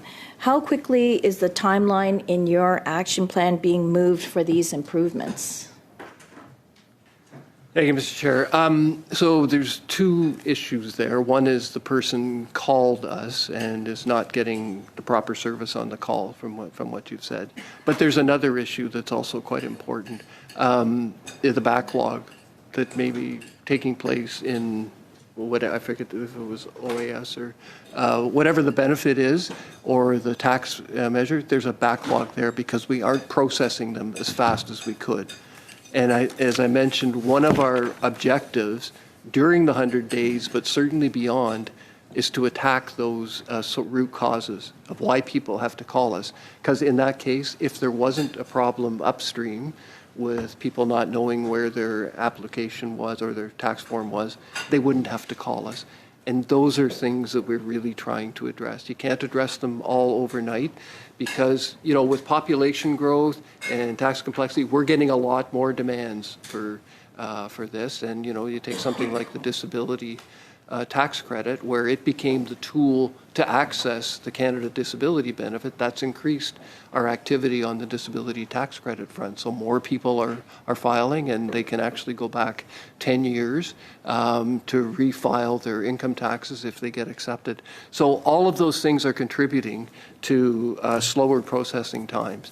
And we really want to get at that, and we want to get at that before the next filing season starts, because that will have a dual benefit. That person will be happier because things will be moving faster, and they won't have to call us, and that will help us with our call center performance. So to me, those root causes are really important for us, and they're not easy to fix. Sometimes, what we find, we have very good digital systems at the agency. 95% of people file their tax returns electronically. We're a highly digital organization. But in some cases, and income tax adjustments can be one, they can file their return digitally, but they file their readjustment manually. And once you kick into a manual process, everything takes longer. If we're working digitally, things can move quickly, but if it goes into a manual process, it takes us longer. That can create backlogs. So we have a bunch. It's not easy to fix, but those are some of the things that we're working on right now, which will ultimately help us on the contact centers. Thank you. Ms. Hogan, according to Exhibit 10, why was the wait time longer for the estimated time stated on the agency website for small business at 73%? Compared to individual taxes at 53%? I think, this was us trying to explain to you the experience that we had during our calls. We were trying to test the accuracy of the online system. The telephone system could give you a wait time, but then the website could also post a wait time so that you could pick when you wanted to call. And we wanted to see what the accuracy of that was. And we waited often much longer than what was posted in either location. Okay, so it was wait times and not quality of information. Yes, this was about wait times, right? There was a new feature that was added with the telephone system that didn't exist in 2017, where now you could give an indication to a caller of what the wait time was, but our concern was that it was a point in time and never had real-time updates. So you can't make a well-informed decision when you start off and think it might be 10 minutes, but then you're there much longer. You can't make a decision whether to choose self-serve or to hang up and try again later or to wait. Yeah, I know there's a lot of frustration with small businesses and the wait times and so forth. Did you have any statistics on the quality of information, the accuracy of the information given to small business? Yeah, so in our test calls, we triaged it between three different buckets. And when we had calls around businesses or benefits, the accuracy rate was a little over 54%, which is I guess if you go to school, perhaps just a passing grade or close to one, but still a lot of opportunity for improvement. And these are kinds of questions where people are looking for advice in order to file their tax return correctly, not a call about where's the status of my application, how do I deal with an error code that I'm receiving. I'm happy that those are over 90% accurate, but when you're looking for advice, you should also be expecting that level of accuracy. Thank you. I'm afraid that is the time again, Ms. Yip. It's just it's burning through here. Beginning our fifth and last round, Ms. Kuzi, you have the floor for 5 minutes, please. Sorry, that was our fourth and last round, not fifth. You have the floor for 5 minutes. Ms. Hogan, similar to the contracts Canadians saw on ArriveScan and with GC Strategies, you note invoice levels of activity weren't verified.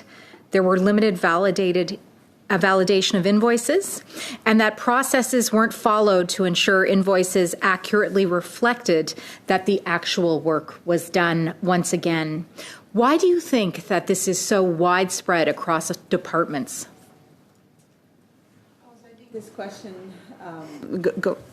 I think the question goes much further than just looking at the contract for these contact centers. We've talked a lot about delegated authority that public servants have and the importance of scrutinizing invoices to ensure that when they authorize the use of taxpayer money, it's accurate. I can't tell you exactly why it was happening in this situation, and that's why I decided to launch another audit in order to be able to look at the management of this contract, so that we could look at some improvements. The time frame covered here goes back to 2018 all the way to today. So I think it would be important to see if there was a difference in how things were handled over a period of time, and we'll hopefully be able to provide insights to Parliament in 2026 about that. But considering that this is something that you have found, again, so widespread across government, who do you think is ultimately responsible? Well, I mean, ultimately, anytime I'm asked this question, the deputy head of any organization is ultimately responsible for having good controls within their organization. Not the minister?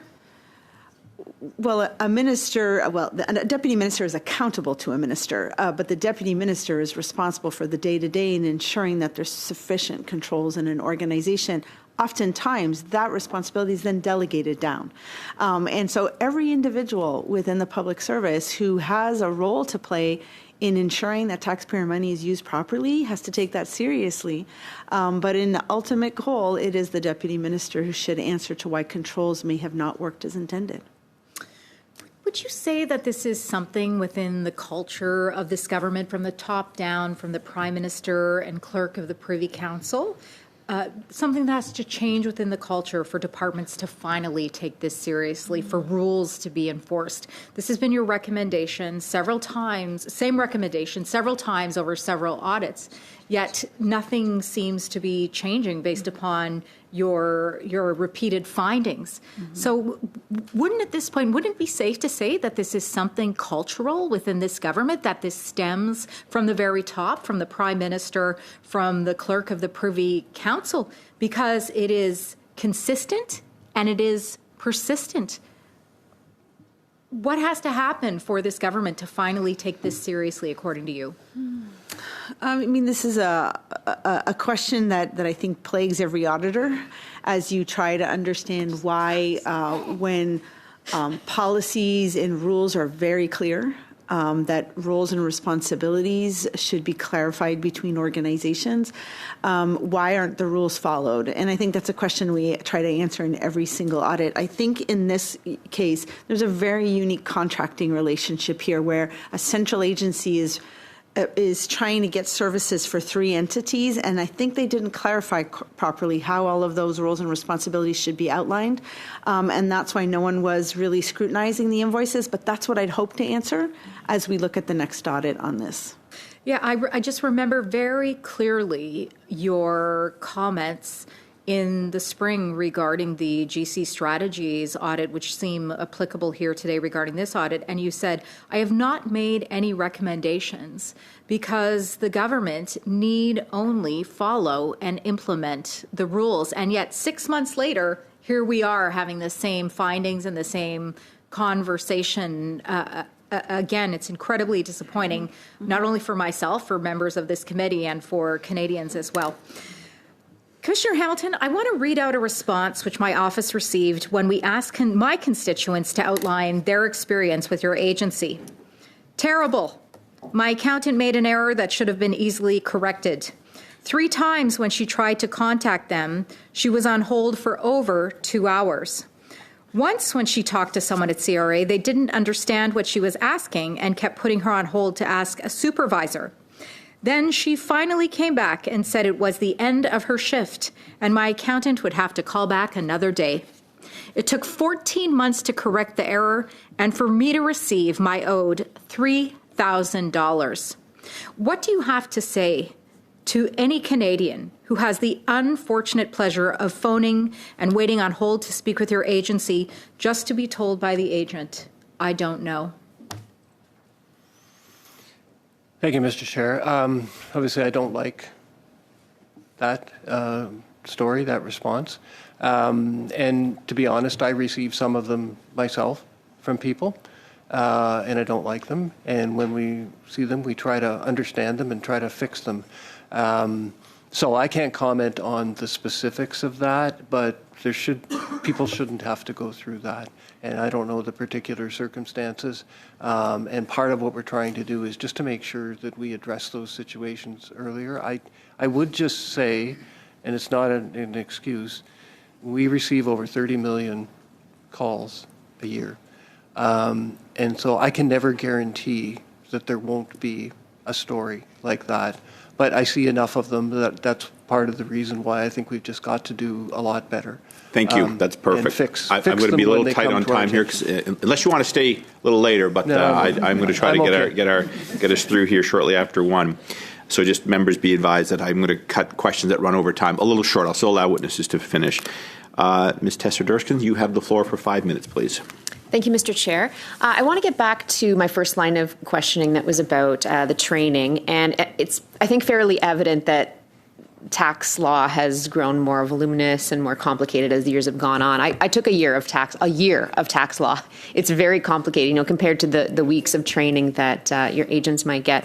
The Income Tax Act is over 3,000 pages, and it's like that thin paper, like the tissue. So it's complicated, and it's getting more complicated. So that being said, what's your plan to set up these agents for success? Because right now they are not meeting the standard. There's a lot of room for improvement, a lot of potential for success, but they're going to be looking to their supervisors and their trainers and to you ultimately to set them up for success in the future as tax law and regulations do become more complex. And it's something the committee may not know. I've been at the agency for 9 years. I spent a good chunk of my career before that at the Department of Finance on the policy side, which was drafting legislation. So I've certainly advocated for simplifying the tax system to make everybody's life easier. Having said that, it's gone the other direction, and the challenge you raise is very real.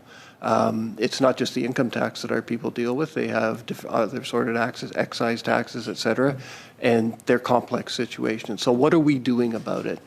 And here's a place where I think technology can help us. Like, you'll always need a human in the equation, but can something like artificial intelligence sort of sift through all of that, but it can sift through that complex web and help our agent? Or through AI, can we find ways to deal directly with the taxpayer and say, I know you may not get this 10 pages of paragraphs and subparagraphs, but let me tell you what's really going on, and have the technology do that simplification for us. Because in the end, most taxpayers don't need to know every piece of what's in the Act. They just need to know the core, because their situation might be simpler. So there's a place where technology can help us. What we're doing as well is adapting our training program to make sure that our agents are trained up to the maximum we can in terms of the sophisticated tax questions that can come their way. But in a sense, it is just getting more complex. And I would add, when it comes time on the phone calls, as we've seen a period of rapid immigration, people coming from outside of the country, sometimes they're not even as familiar with the Canadian tax system as others. So those are more high-touch individuals. They need a little bit more help from us, and it's our responsibility to give them that help. So there's all of that we're training our agents for, and it's a never-ending quest. We're just going to have to keep doing better and finding tools to help us give our agents a better chance and also give taxpayers a little bit simpler explanation of what's going on. Thank you. Without wading too far into decisions that are outside of your control, like policy decisions, have you looked at other jurisdictions to see what best practices they've implemented? I'm thinking particularly of the UK. I know that they have implemented a major tax reform. Best practices that they have used that might be transferable or might provide a good template for us to look at as far as training and improving services? Yes, in fact, so I chair a group of my colleagues across the OECD countries, 53 countries, so commissioners in different countries, and we share experiences like this. We talk about our digital transformation because although every jurisdiction is different, there's a lot of similarities. And on how do we train our people, how do we deal with the tools that we have, that's a common issue. I would just add a footnote, short one. One of the other things we talk about with other jurisdictions is how they've simplified the system. And if you look at some of the Scandinavian countries and other countries, they have what's called auto-file, where the tax administrator pre-populates a return, sends it to the person, and then the person agrees or disagrees. And that can really simplify the tax filing process. And the government has announced that in the budget we will be moving forward with an auto-file project for Canada, which should allow us to fill in tax forms for people. We give them the opportunity to correct it or not, but that can make the whole process simpler and based on the information we have. Like we already have T4 information for people, we have information on investment slips. Can we expand that information so we can do a better job there? So those are the kinds of things we're always looking at to simplify lives for taxpayers. Great. Thank you very much. And I have one question I'll ask real quick about, is it telephony? Is that how you pronounce it? It's kind of an unfortunate name for a system. Anyway, so I want to just mention that the report noted there were some features of telephony that were not implemented, particularly a workforce management module. Can you explain to us the rationale for not implementing that particular tool, and what's your plan for managing workforce management in the future? Yeah, I'm going to ask Melanie to comment on the telephony part of it. But Mr. Hamilton, then I'm going to stop you and hear from Ms. Surjak, if that's okay, because we're over the time. So who's the best person to hear from? Obviously you, but... Well, people can debate that. Sure, or we can get back to you with that answer. Yeah, there's a few more questions here from other members, but go ahead, Ms. Surjak, please. Just like any other technology or solution, there is functionality that comes out of the box, so to speak, that may not necessarily suit the business requirements or the outcomes that we're looking for as a service organization. So while that functionality was perhaps available, the reasons why perhaps we did not implement it per se is very likely related to the fact that the return on investment or the way that it actually served the purpose didn't quite meet our needs.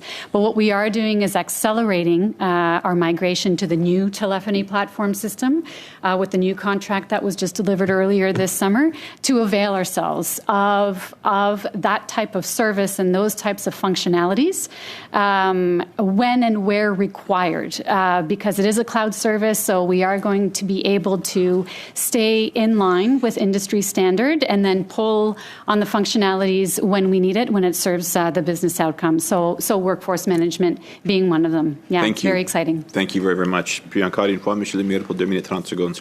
Once again, 2 minutes 30, Mr. Lemire.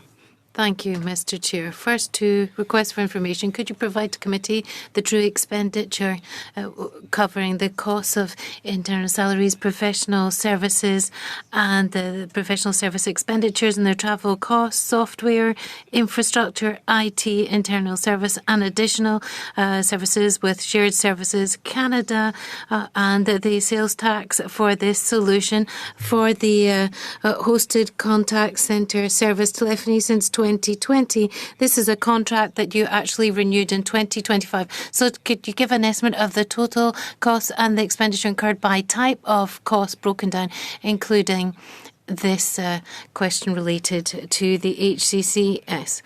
And then another quick question. So you assess your agents according to certain criteria. So with your team and your deputy commissioners, are you evaluated on the same criteria as your bonus or your compensation related to your punctuality, or whether you can answer questions quickly? I know it's your work, you're held accountable to us, but if someone takes too long to answer, perhaps they'd get training or perhaps their job would be endangered. So why is there not the same level of accountability when it comes to the quality of services offered by you? Of course, we've seen the OAG report, but that fiasco has dragged on since 2017, and that was also underlined by the OAG.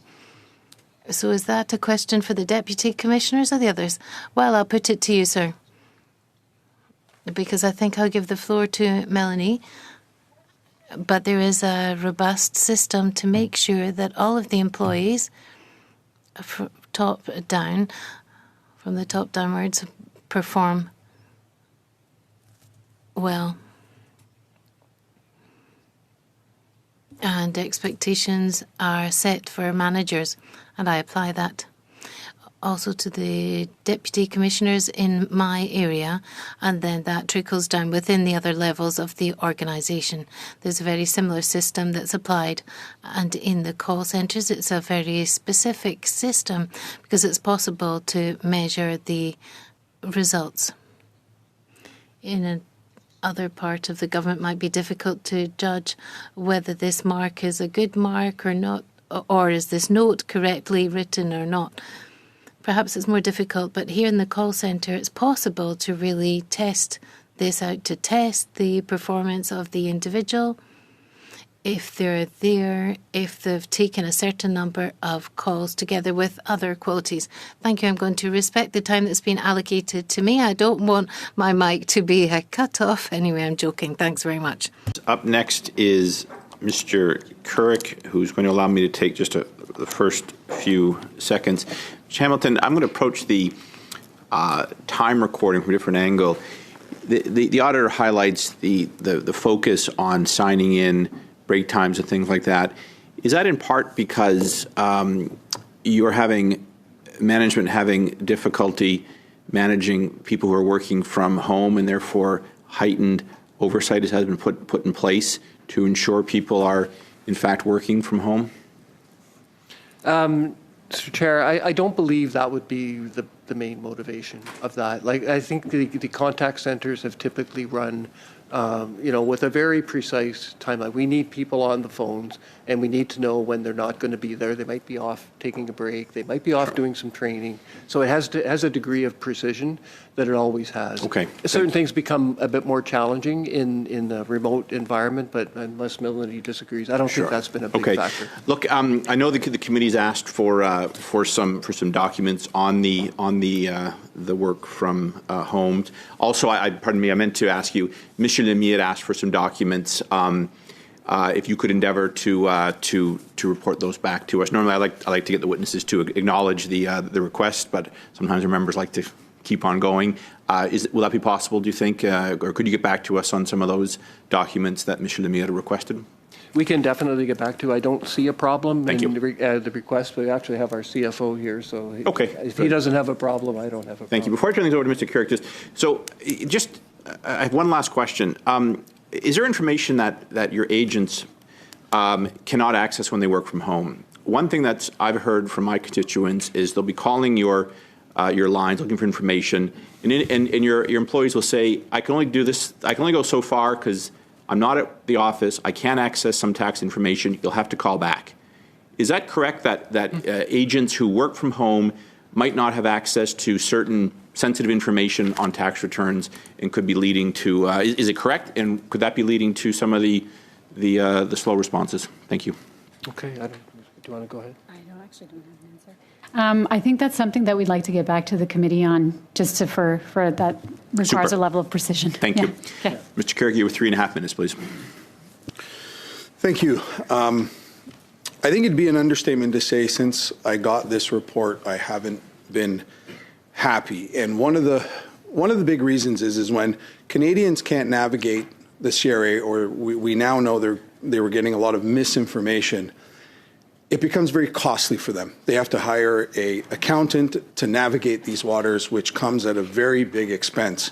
Currently, we're in a cost of living crisis, and most Canadians can't afford that. So what's great about being an MP is that they can come to us, we can help them.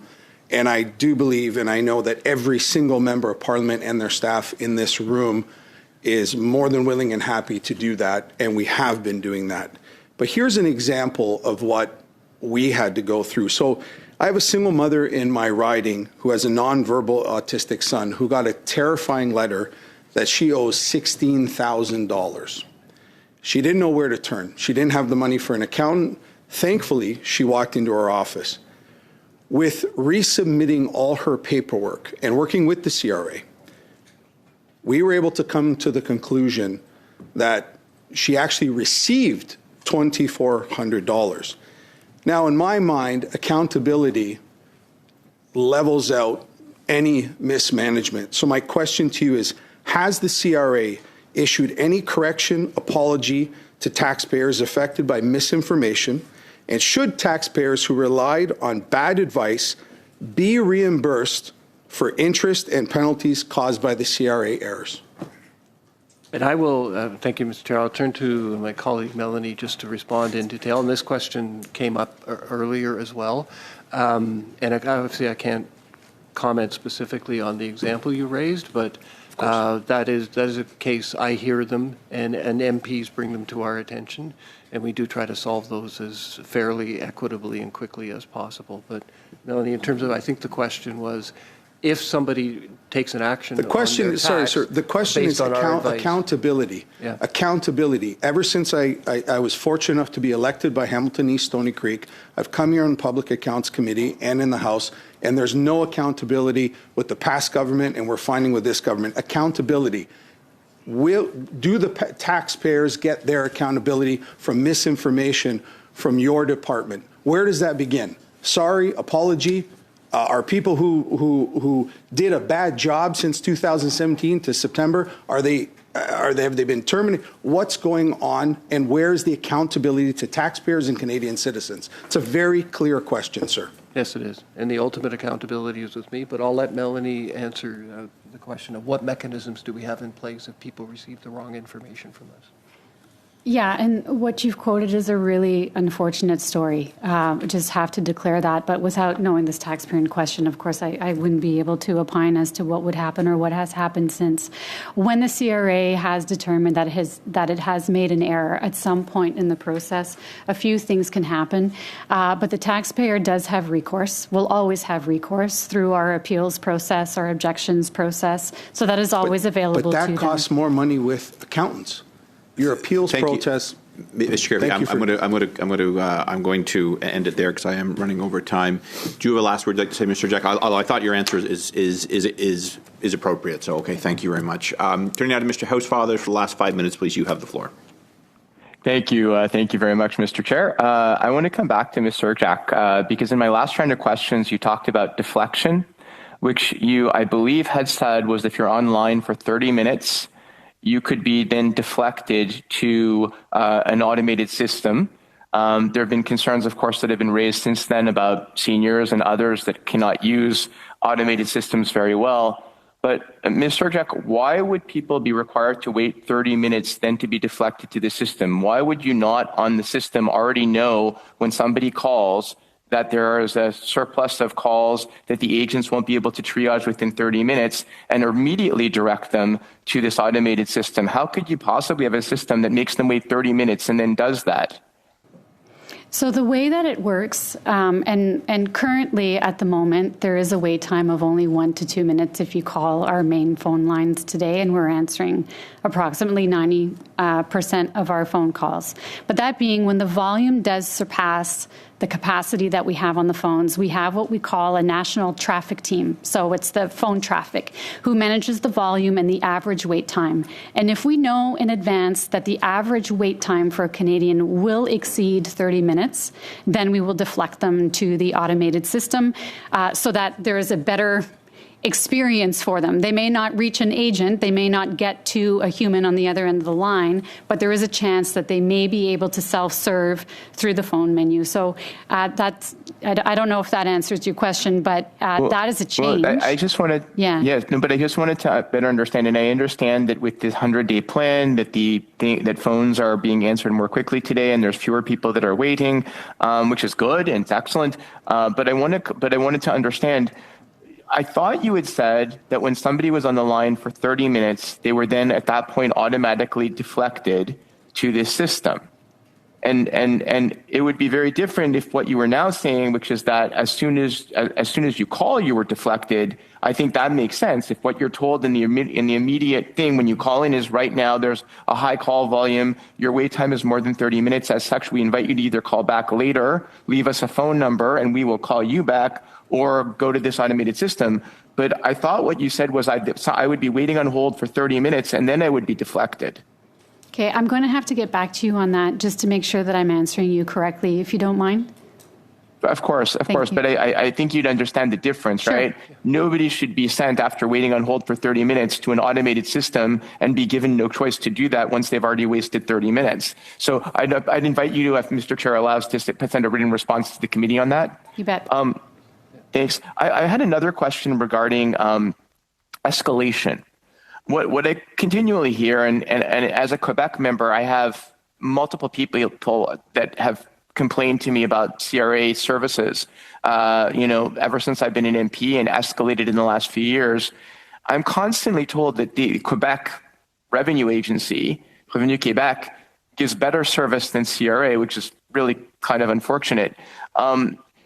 When you have a call that the person on the line cannot answer, too complicated, I assume they have a book that they can read through with standard answers. What is the escalation procedure to be sent to somebody who is more experienced or better apt to answer the question? How does that work? So we have 3 tiers of phone agents, and those 3 tiers are directly related to the level of training, experience, and expertise that they have. So tier 1 being the most basic information, going up to tier 3, which is very specialty information. So depending on the choice that the caller makes when they call our general phone lines, they may end up immediately with a tier 2 agent, for example, or they may fall to the tier 1. So regardless of whichever tier, the call agents are equipped with a dedicated resource officer. And that resource officer is the person that they turn to if they don't feel equipped or they are unable to answer the phone call in question. So then what happens is they receive that information from the resource officer, and then they relate that to the taxpayer. If at that point in time it still doesn't answer the taxpayer's question, there is an opportunity for the resource officer, if they're available, to speak directly with the caller. If they are not available, then we can schedule a callback, where the resource officer will call back the individual taxpayer with the answers that they were calling about. That's really helpful. I have one last question because I know we have pressing matters to get to. Mr. Hamilton, this is a question that Commissioner Hamilton, this is a question that I sometimes ask. If you were to grade the CRA right now on customer service, what grade would you give it? Ranging from an A, which is the best grade, to an F, which is a failing grade? I prefer a world where other people grade me, but I guess I would say I'd be somewhere between a B and a C, and I'll tell you why I say that, and the factors that would put me. When I get the chance to see the challenges that we have to deliver on giving service to 32 million Canadians in a complex environment, rising expectations. So I do feel that the effort and the innovation and the commitment is there, and that might drive me more towards a B. On the other hand, when we talked about people waiting a long time for calls and that there is some accuracy concerns in part of the system, that maybe drive me more to a C. But what I want to be is in the A or B category, because we started in my domain, we put a big emphasis on service. that we had a chief service officer who was Max Gannett, who's on the call. We paid attention to service. We're trying to do everything we could. We're now in a world where maybe we don't have the resources that are necessary to get us to there. So we're having to focus on innovations in process and technology. So I think we will get there, because one thing I know about the agency in my time here, when we are presented with a challenge, we deliver.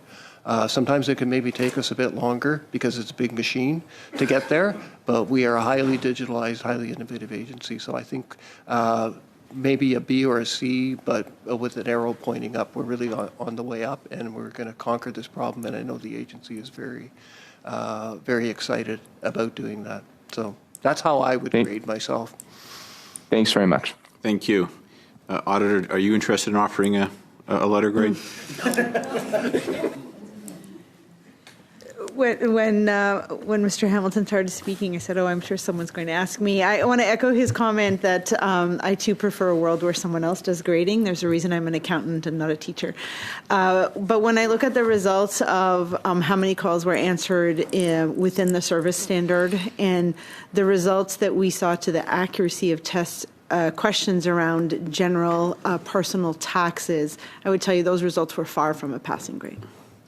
Thank you very, very much. And Mr. Hamilton, this is a serious issue. All our offices have been inundated with calls on this matter, so we do urge you to take this very, very seriously going forward. It is distressing to our constituents who frankly, view the government as often a faraway entity that has tremendous powers to impose fees and penalties. And most of my constituents, the vast majority, if not all of them, they just want to follow the rules, and they work hard. They want to follow the rules, pay their taxes. But when they can't do that and it falls on them, it's a challenge, and we hear about it. And that's why this has gripped Parliament, I think, the way it has. So on that note, thank you all for coming in, to all our witnesses, and helping us with this study of the report of the Canada Revenue Agency contact centers. I know it's going to continue. We passed a motion to that effect. We passed another one today. So you might hear from us again. I know the auditor and her team will be back in. So on that note, you are all excused. I will suspend this meeting so we can get set up for our in-camera discussion. Thank you very much. This meeting is suspended. Okay, so hold on. Let me just switch here. Oh. No, all my... I don't know. I'm going to have to spend like at least half an hour trying to figure out why my camera's not working. But anyway, you guys care more about the committee and the people in it rather than me. So I'm sure you all didn't miss me being in the corner. We've got a little bit of a break. We've got a 50-minute break until question period. We are streaming also after. We're doing OGO, and one of the Liberal ministers, Lightbound, is going to be in. Also, while we were watching this, Pierre just had a press conference. So personally, I'm going to go watch that. You guys are welcome to watch whatever, but I also need to fix this tech issue I'm having. So I will see you guys in about 50 minutes. And thanks for watching. Thanks for tuning in. Appreciate you guys. I'll see you soon. Cheers, everyone.